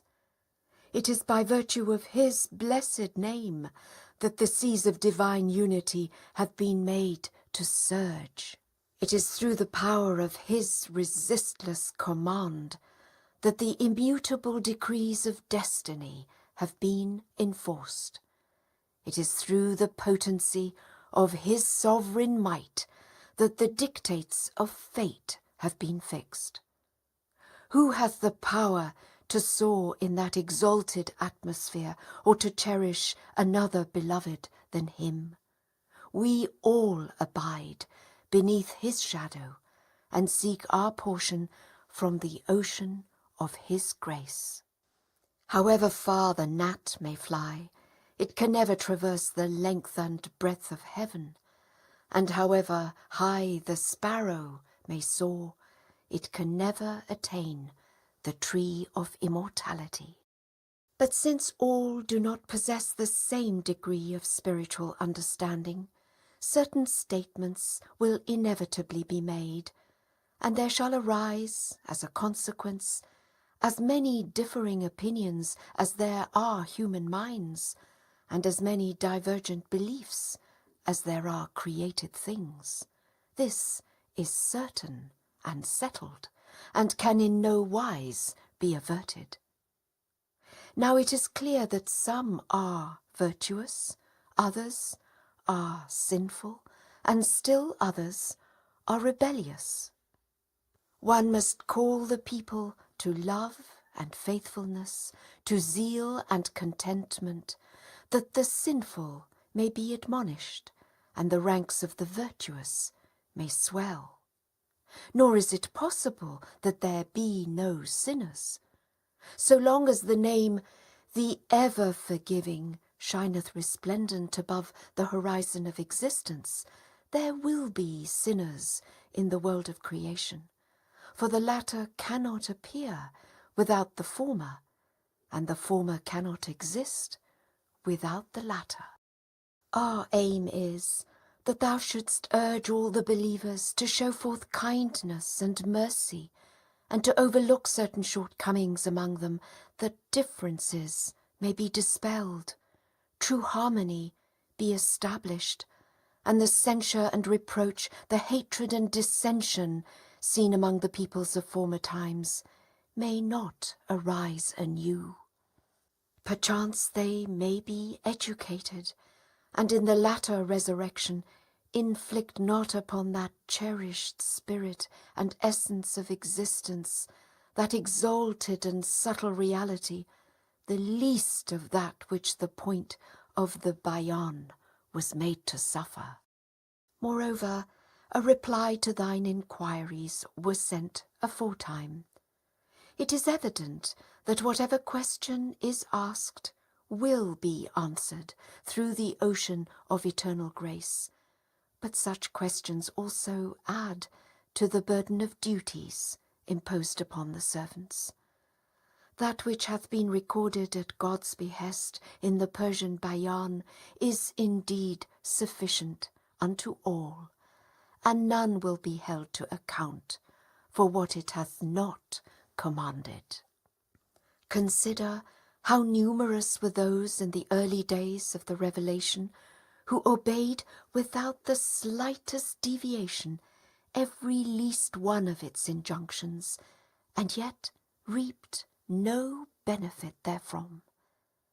The beginning of religion is love for God and for his chosen ones, and its end is to manifest that love to his servants. I swear by God, whoso faileth to obey the commandments of God can in no wise be numbered among his loved ones, for among the conditions of his love is to follow his commandments and observe his prohibitions. But since these are the days of concealment, and the Son of Eternity remaineth hidden beneath the horizon of being, one must gather together everyone with love and protect them. The time for the completion of the commandments and the perfection of deeds will assuredly come. 3 other tablets. 4. In the name of our Lord, the most exalted, the most high. O friend, many a day hath passed, and still the sweet fragrance of thy faithfulness hath failed to reach us. Hast thou forgotten the one who forgetteth thee not, and forsaketh thee not, and neglecteth thee not, even as thou hast forgotten, forsaken, and neglected him? We have heard that sorrows have compassed thee round in these days. Thy sorrow hath grieved us, and that which hath befallen thee hath touched us with bitter pain and anguish. But at this moment, O friend, the herald of eternity announceth unto thee, by the robe of faithfulness, his joyful tidings, and bestoweth upon thee this emerald green tablet. Set out then from thine abode, take thou 7 steps upon the earth, and with each step complete a stage of the journey. With the first, enter the ocean of search, and seek God thy Lord with thine inmost heart and soul. With the second, enter the ocean of love, and make mention of God thy Lord in the transports of thy longing and the ecstasies of thy rapture. With the third, tread the paths of detachment, that is, sever thyself from thine idle fancies, and walk in the ways of thy Lord. With the fourth, enter the fathomless depths of oneness and the billowing seas of eternity. Cover thy face in the dust before the Lord of Lords, and sanctify thyself and thy spirit from all departure and return, that thine inmost heart may be freed from all things in the kingdoms of creation. With the fifth, ascend unto the heaven of wonderment, that thou mayst taste the goodly fruits of this blessed realm, lose thyself in bewilderment before the power of thy beloved and the dominion of thy Creator, and proclaim that which the King of existence and the goal of all desire hath proclaimed. Increase my wonder and amazement at thee, O God. With the sixth, soar upon the wings of submission and contentment unto the cities of the unseen, that thou mayest enter the expanses of utter nothingness, wherein thou shalt die to thyself and live in him who hath fashioned thee. With the seventh, drown thyself in the depths of eternity, that death may not overtake thee, and that thou mayst abide for ever in the shadow of the everlasting face of God. Thereupon shall the fragrance of the All-Glorious be diffused from the realm of the All-Merciful, and thy heart shall grieve no more over the vicissitudes of a fleeting life and the turns of a transient fortune. When once thou hast privily completed these journeys, place this robe upon thy sightless eyes, that the eye of thine inmost heart may be opened. By God, O my friend, wert thou to attain unto this station, thou wouldst find wondrous worlds, discover heavenly bowers, celestial gardens, and transcendent realms, and unravel the secrets of the progress of the souls of men through the atmosphere of eternal holiness and the heavens of imperishable glory. Thou wouldst so rejoice within thy soul as to cause the signs of joy and gladness to appear throughout the whole earth. Thereafter, sorrow would never again hold sway over thee, nor would grief ever seize thee in its grasp, for thou wouldst abide in the heaven of holiness amidst the concourse of the blissful. Know thou, moreover, that in the sight of God thou holdest a lofty rank and an exalted station. Remove not thyself from the company of his servants. Rather, do thou gather them together in the cause of God, and admonish them in his days. Rely upon God in all thine affairs. He verily shall suffice thee in all things, shall protect thee from the followers of the evil one, and shall cause thee to enter the everlasting paradise, wherein thou shalt be numbered with the blessed. Convey then our greetings unto those who follow thee in the cause of thy Lord, and summon them unto the straight path. 5. In the name of the peerless and ever-loving Lord. O Shams, hearken with all thy heart unto the nightingale's song of the beloved, that perchance thou mayest abandon the habitation of self and desire, and step into the placeless realm of eternal glory, forsake thine own life, and commune with him who is the life of thy life. Wert thou to traverse the limitless reaches of the Spirit, thou wouldst of a certainty rend asunder the garment of patience and forbearance, hasten to offer up thy soul, renounce the dross of this fleeting world, and find repose upon the throne of ancient glory. Each thing must needs have an effect, and each sign reveal a secret. Not until the world-illuming sun hath shone can the east be distinguished from the west, nor the blooming garden discerned from the barren waste. Heavenly strains compare not with earthly clamours, and the croaking of the raven can in no wise be confounded with the song of the nightingale. For the latter bespeaketh the land of the beloved, and increaseth life, whereas the former telleth only of the city of the blind, and causeth faith to wither. One must step forth and raise aloft the banner of earnest striving.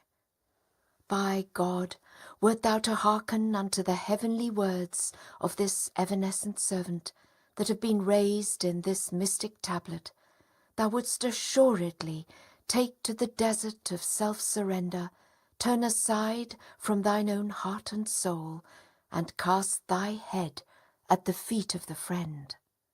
How high is the soaring flight of the phoenix of love, and how low the requisite measure of our yearning.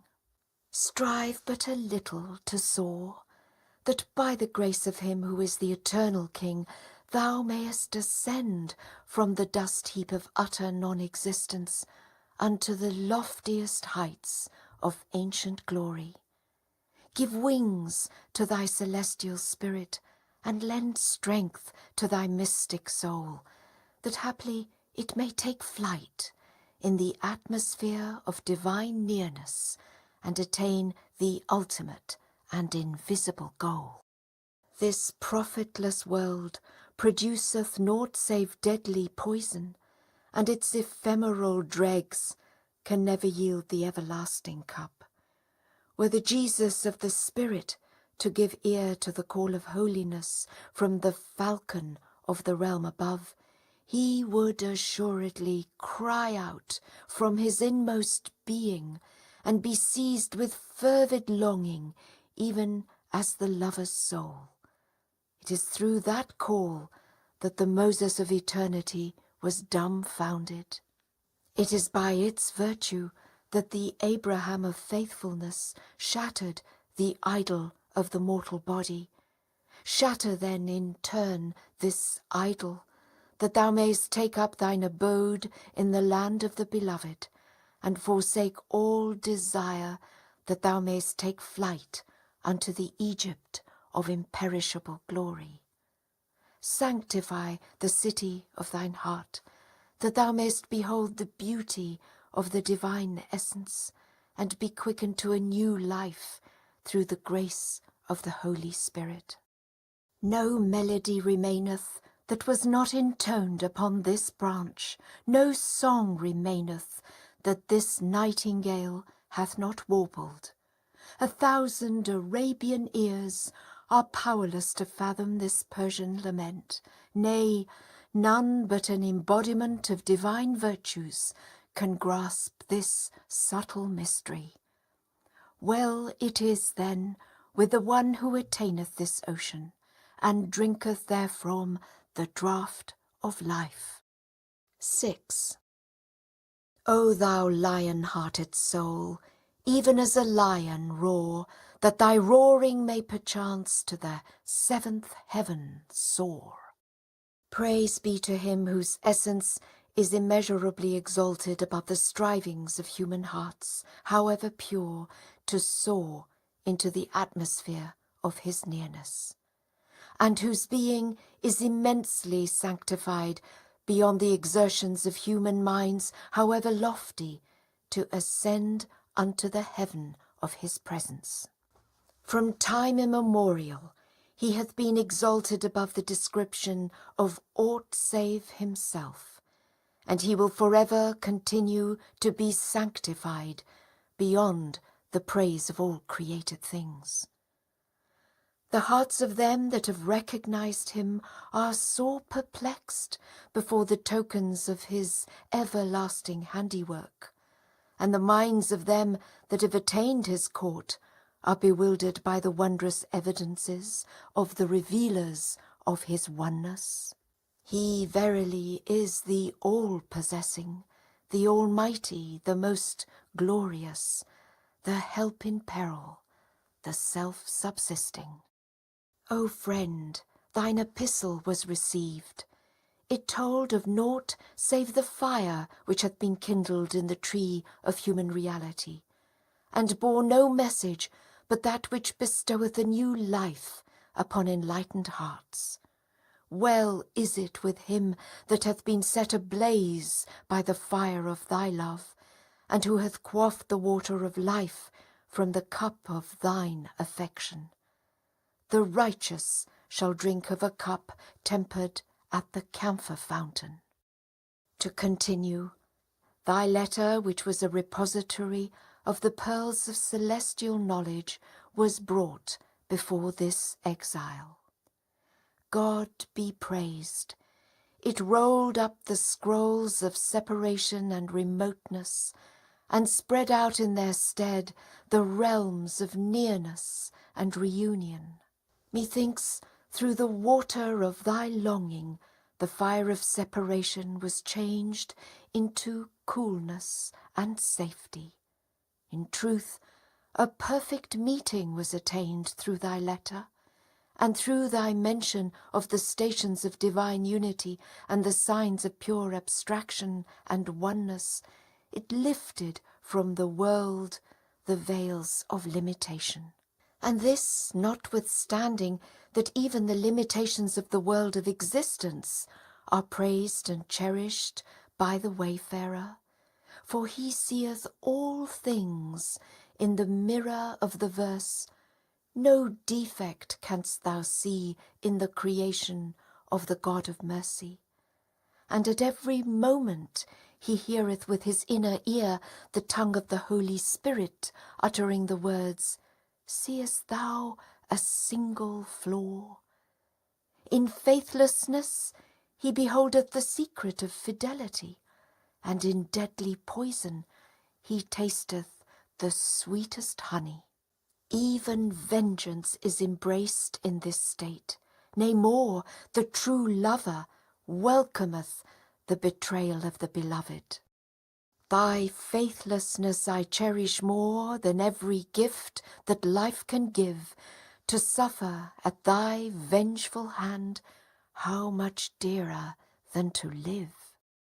Thus do the wayfarers in the wilderness of solitude and search experience events and conditions which, though to outward seeming be a mortal poison, are inwardly a wholesome draught, and though in appearance a passing mirage, are in reality pure and refreshing waters.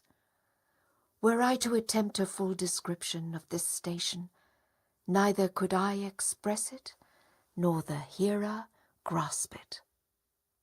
And whoso observeth with the eye of innate knowledge will confess openly as well as privily the self-same truth. As to perceived differences, these can be attributed to the diverse stations that have been attained by them that tread the path of search and mystic knowledge. Thus, at one time, the wayfarer beholdeth the lover hastening in search of the beloved through the wilderness of desolation, and at another he seeth the beloved yearning for the lover across the wilds of longing and devotion, or wandering aimless and bewildered the wastes of love in his pursuit. Oh, for a drop to drink, the thirsty soul doth groan. Oh, for a thirsty soul, the spring in turn doth moan. From yet another vantage, he perceiveth that the lover and the beloved are one and the same, and that the seeker is himself the very object of his search. How can the lover from the loved one ever part? So it is that at times the lovers of the celestial beauty sound the clarion of, "Say all things are of God," while at others they raise the call of, "It is from thyself."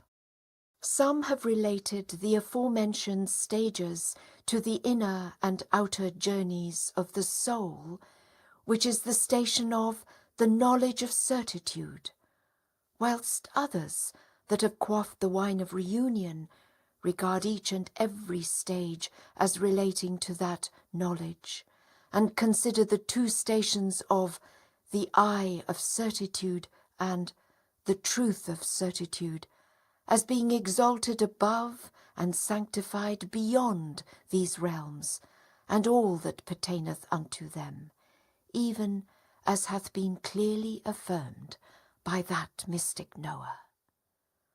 For in all these stages, the mirror of the wayfarer's heart may bear the reflection of shadowy desires, wayward thoughts, and worldly attachments. Wherefore hath it been said that in these stations, at one time, the hosts of reason are triumphant, and at another, the armies of love prevail.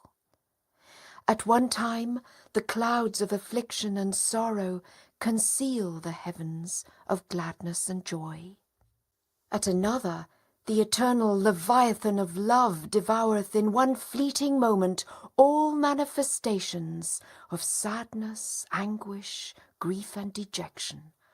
And the morn of divine guidance dawneth forth with the joyful tidings of "Despair not of God's mercy," and the gentle breezes of his providence dispel every vestige of torpor and estrangement. These tidings, however, are not constant and immutable in these stations, and the wayfarer remaineth confined between the right hand of faith and assurance and the left hand of denial and despair.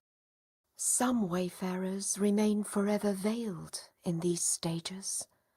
Others are assisted by invisible aid from the source of unfailing grace, whereat the hosts of the realm on high raise the tabernacle of divine power and the ascendancy of "And verily our host shall conquer" is manifested, obliterating the signs and standards of every worldly attachment and limitation, even as alluded to by some who have attained this station.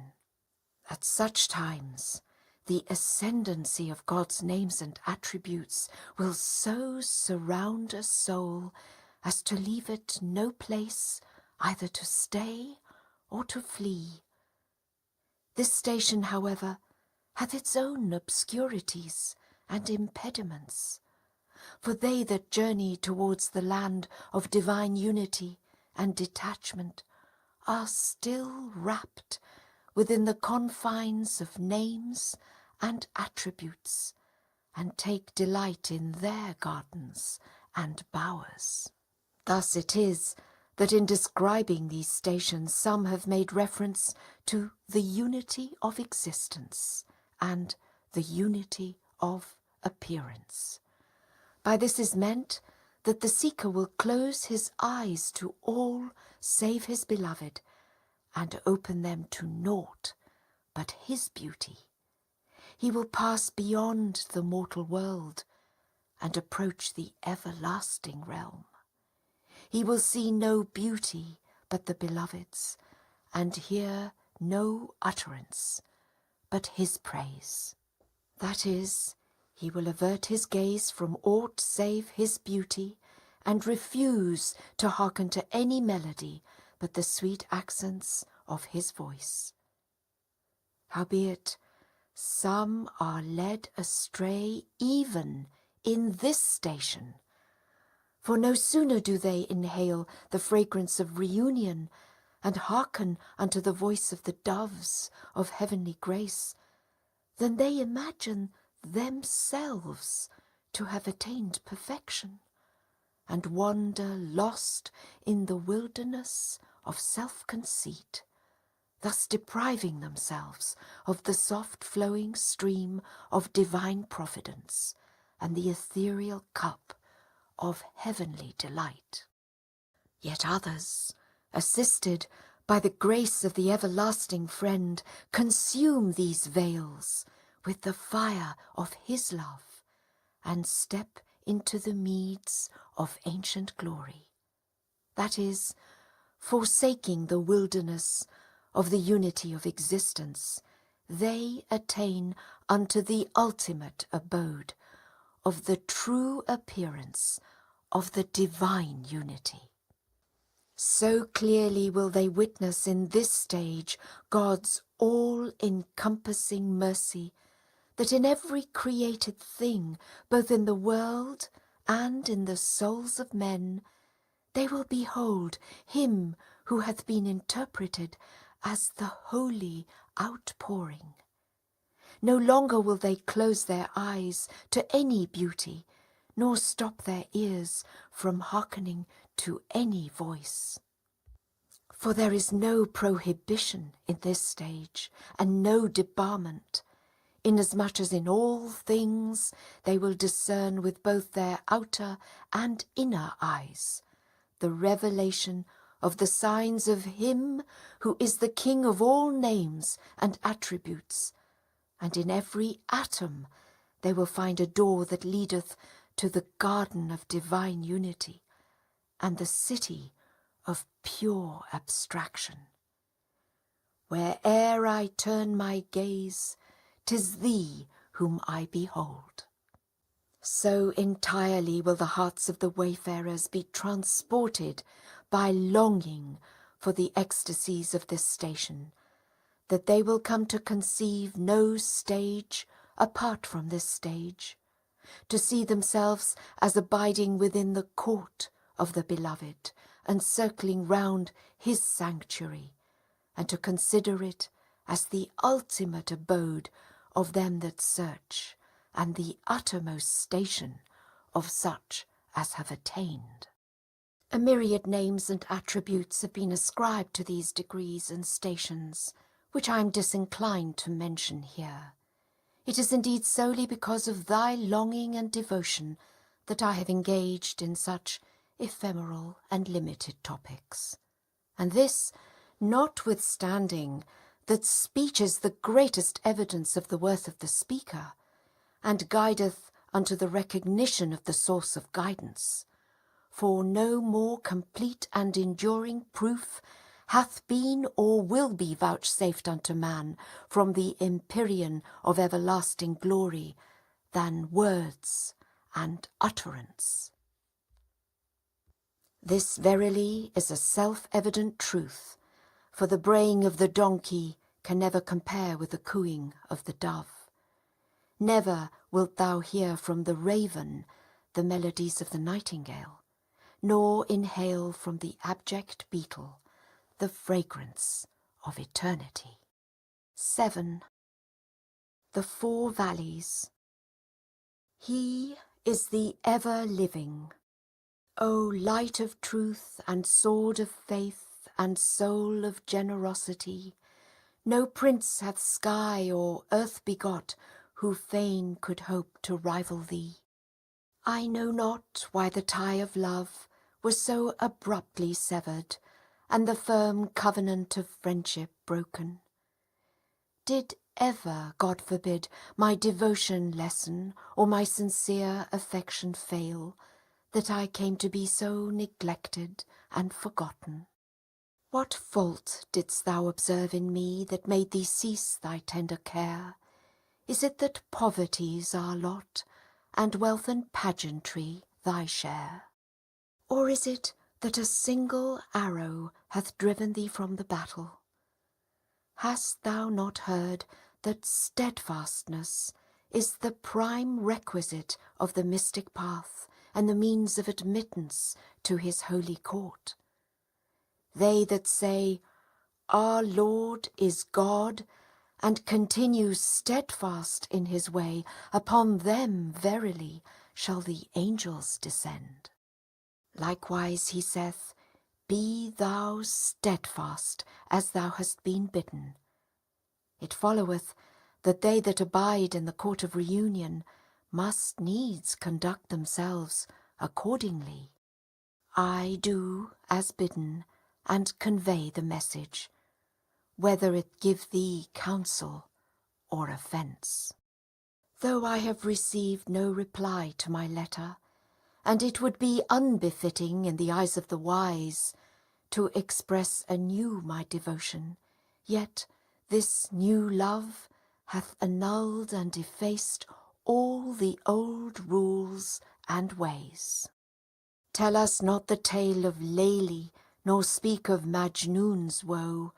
Thy love hath made the world forget the loves of long ago. When once thy name was on the tongue, it reached the lover's ears and set the speakers and the hearers dancing to and fro.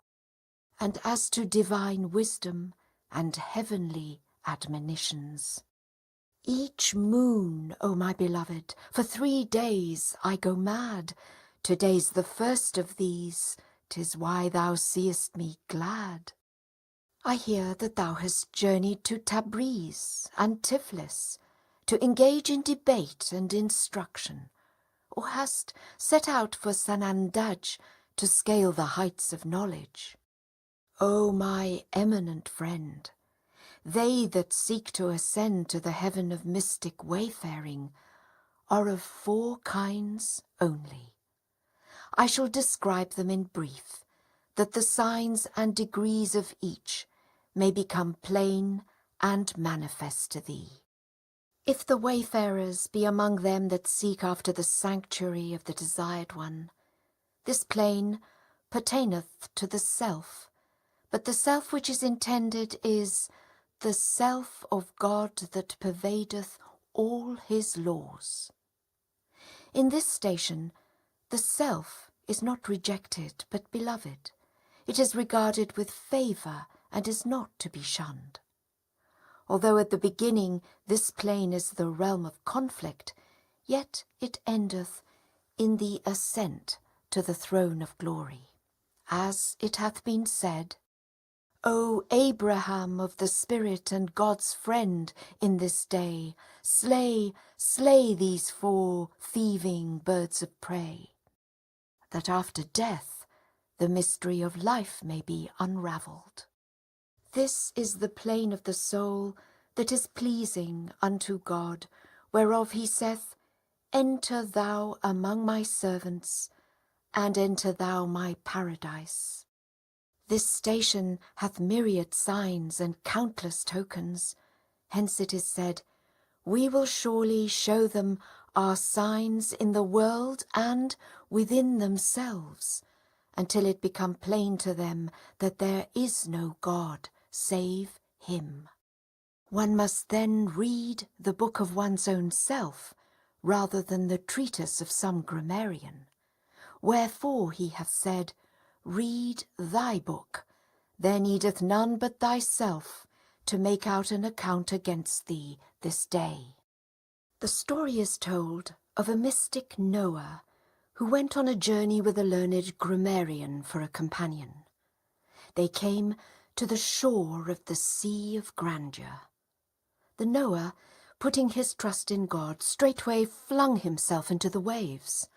But the grammarian stood bewildered and lost in thoughts that were as words traced upon the water. The mystic called out to him, why dost thou not follow? The grammarian answered, O brother, what can I do? As I dare not advance, I must needs go back again. Then the mystic cried, cast aside what thou hast learned from Sibaveh and Qolaveh, from Ebne Hajeb and Ebne Malek, and cross the water. With renunciation, not with grammar's rules, one must be armed. Be nothing then, and cross this sea unharmed. Likewise he saith, and be ye not like those who forget God, and whom he hath therefore caused to forget their own selves. Such men are the evil-doers. If the wayfarers be among them that dwell in the court of the all-praised, this is the station of the intellect, which is known as the messenger of the realm of the body and the most great pillar. That which is intended, however, is the universal divine intellect, whose sovereignty fostereth the growth of all things, and not every vain and feeble mind. Thus hath the wise Sanoi written, how can meagre reason comprehend the book, or the spider trap a phoenix in its web? Wouldst thou that the mind not hold thee in its snare, seize it, and enroll it in the school of God instead. On this plain the traveller meeteth with many a trial and reverse. Now is he lifted up to heaven, now is he cast into the depths. As it hath been said, now thou drawest me to the throne of the realms above, again thou scorchest me in the fire of hell. The hidden mystery of this station is divulged in the following blessed verse from the Surah of the Cave. And thou mightest have seen the sun when it arose pass on the right of their cave, and when it set, leave them on the left, while they were in its spacious chamber. This is one of the signs of God. Guided indeed is he whom God guideth, but for him whom he misleadeth, thou shalt by no means find a guardian and guide.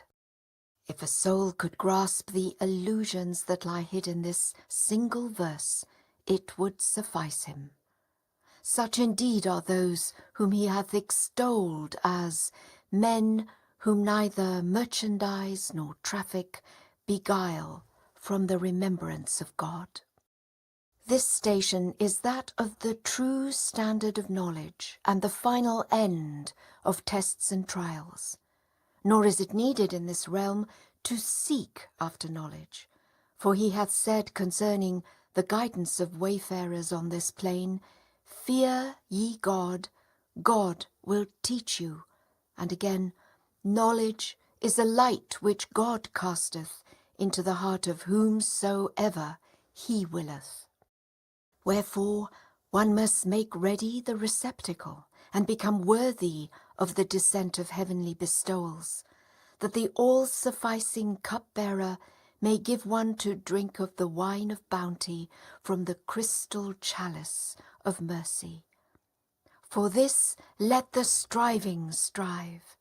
And now do I say, verily, we are God's, and to him shall we return. If the lovers be among them that abide within the precincts of the abode of the lodestone of hearts, no soul may dwell on this kingly throne save the countenance of love. I am powerless to describe this station or to depict it in words. Love shunneth this world and that world too. In him are lunacies 72. The minstrel of love harpeth this lay. Servitude enslaveth, lordship doth betray. This plain demandeth pure love and unalloyed affection. In describing these companions he saith, they speak not till he hath spoken, and act according to his commandment. In this station, neither the reign of the intellect is sufficient, nor the rule of self. Thus one of the prophets of God asked, O my Lord, how shall I reach thee? And the answer came, leave thyself behind, and then approach me. In the estimation of such souls, to be seated amidst the sandals by the door is the same as to abide at the place of honour. And in the path of the beloved, the retreats of earthly beauty differ not from the field of a battle waged. The dwellers of this abode know not the destination, yet they spur on their chargers. They see naught in the beloved but his very self. They find all words of sense to be meaningless, and senseless words to be full of meaning. They cannot distinguish head from foot, or one limb from another. To them the mirage is water itself, and departure is the mystery of return. Wherefore hath it been said, the story of thy beauty reached the hermit's dell. Crazed, he sought the tavern where the wine they buy and sell. The love of thee hath levelled down the fort of patience. The pain of thee hath firmly barred the gate of hope as well. In this station, both instruction and apprenticeship are assuredly of no avail. The lover's teacher is the loved one's beauty, his face their lesson and their only book. Learning of wonderment, of longing love their duty, not on learned chapters and dull themes they look. The chains that bind them are his musky hair, the cyclic scheme to them is but to him a stair. Here followeth a supplication to God, blessed and glorified be he. O Lord, O thou whose grace fulfilleth every need, to mention aught before thee would be sin indeed. Allow this mote of knowledge hidden in my soul to free itself of lowly clay and reach its goal, and grant this drop of wisdom that thou gavest me to be at last united with thy mighty sea. Thus do I say, there is no power nor strength except in God, the help in peril, the self-subsisting. If the mystic knowers be among them that have attained the beauty of the beloved, this station is the throne of the inmost heart and the secret of divine guidance. This is the seat of the mystery, he doeth what he willeth and ordaineth what he pleaseth. Should all that are in heaven and on earth attempt to unravel this exalted illusion and subtle mystery, from now until the day whereon the trumpet shall sound, yet would they fail to comprehend even a letter thereof, for this is the station of God's immutable decree and his foreordained mystery. Hence, when asked regarding this matter, he made reply, it is a bottomless sea that none shall ever fathom. And when the question was repeated, he answered, "It is the blackest of nights, through which none can find his way." Whoso comprehendeth this station will assuredly conceal it. And were he to reveal but the faintest trace thereof, they would assuredly hang him from the gallows. And yet, by God, were a true seeker to be found, I would divulge it to him. For he saith, love is a distinction never conferred upon a heart possessed by fear and dread. In truth, the wayfarer who journeyeth unto God, who treadeth the snow-white path and turneth towards the crimson pillar, will never reach his heavenly home unless his hands are empty of such worldly things as are cherished by men.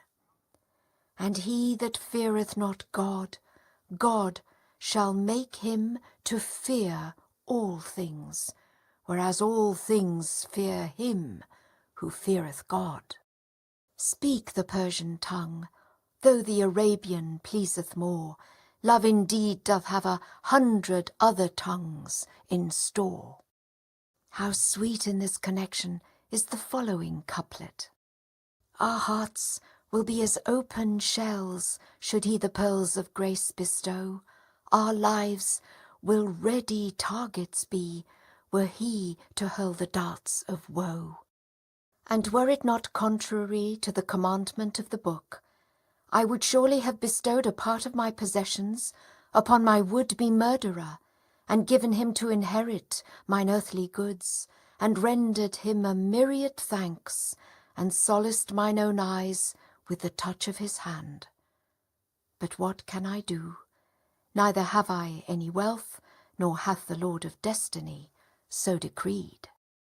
Methinks at this moment I perceive the musk-scented fragrance of the garment of Ha from the Joseph of Baha. Verily, he seemeth near at hand, though ye may think him far away. My soul doth sense the fragrant breath of a well-beloved soul, the fragrance of that kindly friend who's my heart's desire and goal. The duty of long years of love obey, and tell the tale of blissful days gone by, that land and sky may laugh aloud today, and it may gladden mind and heart and eye. This is the realm of pure awareness and utter self-effacement. Not even love can find a way to this plane, nor doth affection have a place therein.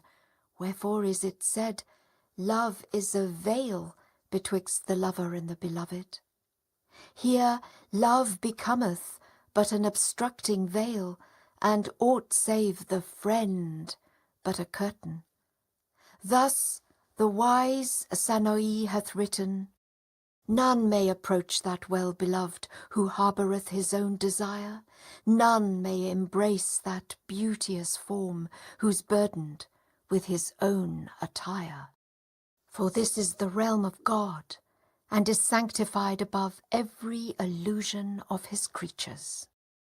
Abiding in the court of rapture, the dwellers of this mansion wield with utmost joy and gladness the sceptres of divinity and lordship, and established upon the lofty seats of justice, they exert their rule and bestow upon every soul its due.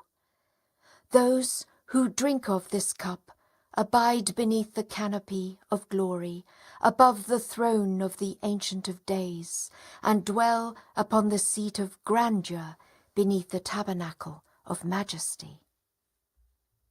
These are they that know neither sun nor piercing cold. On this plane, the highest heavens are neither opposed to nor distinguished from the lowly earth, for this is the realm of divine favours, not the arena of worldly contraries. Albeit at every moment a new condition be displayed, yet that condition is ever the same. Wherefore he saith in one instance, nothing whatsoever keepeth him from being occupied with any other thing.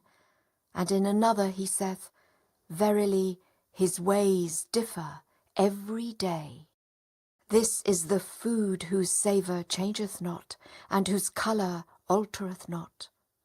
Wert thou to partake thereof, thou wouldst assuredly recite the verse, I have turned my face to him who hath created the heavens and the earth, following the right religion and submissive before God.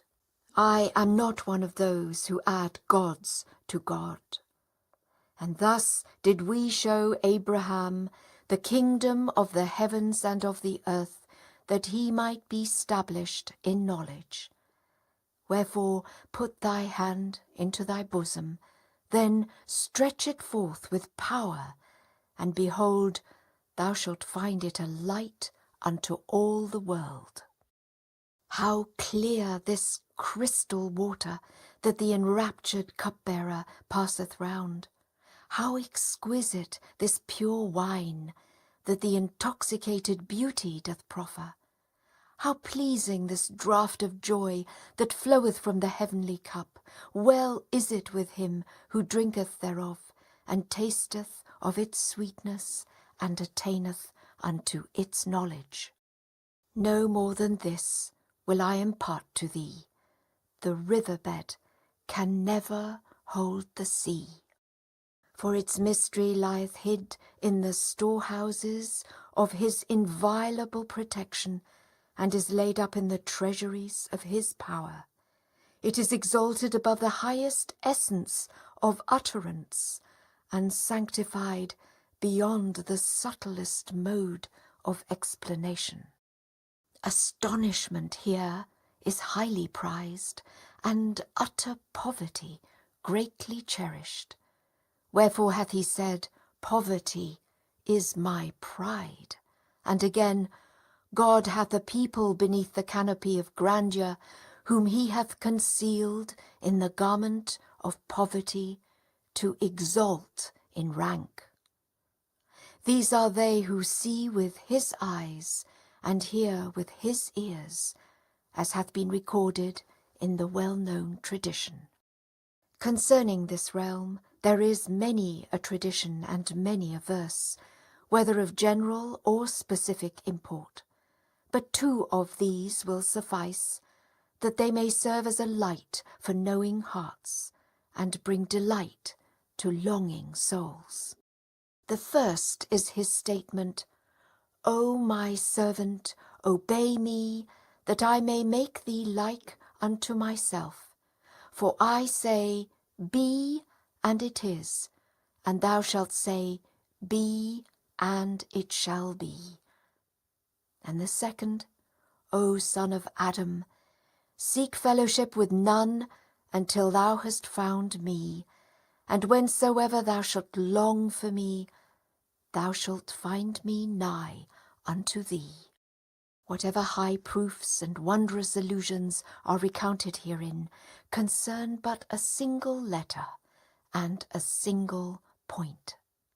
For such is God's method, and no change canst thou find in his mode of dealing. I undertook to write this epistle some time ago in thy remembrance, and since thy letter had not reached me yet, I began with a few words of grievance and reproach. Now thy new missive hath dispelled that feeling, and hath caused me to send thee this letter. To speak of my love for thine eminence is needless. Sufficient witness is God unto us.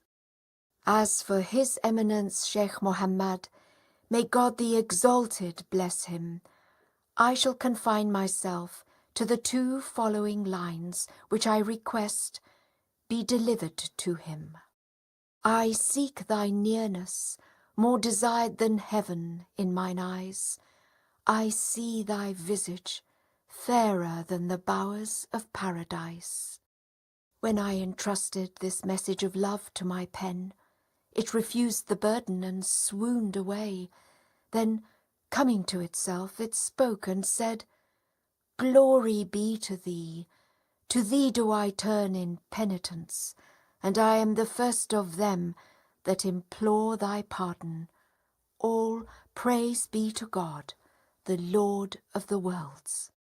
Let us tell some other day this parting hurt and woe. Let us write some other way love's secrets, better so. Leave blood and noise and all of these, and say no more of Shams Tabriz. Peace be upon thee, and upon them who circle round thee, and attain thy presence.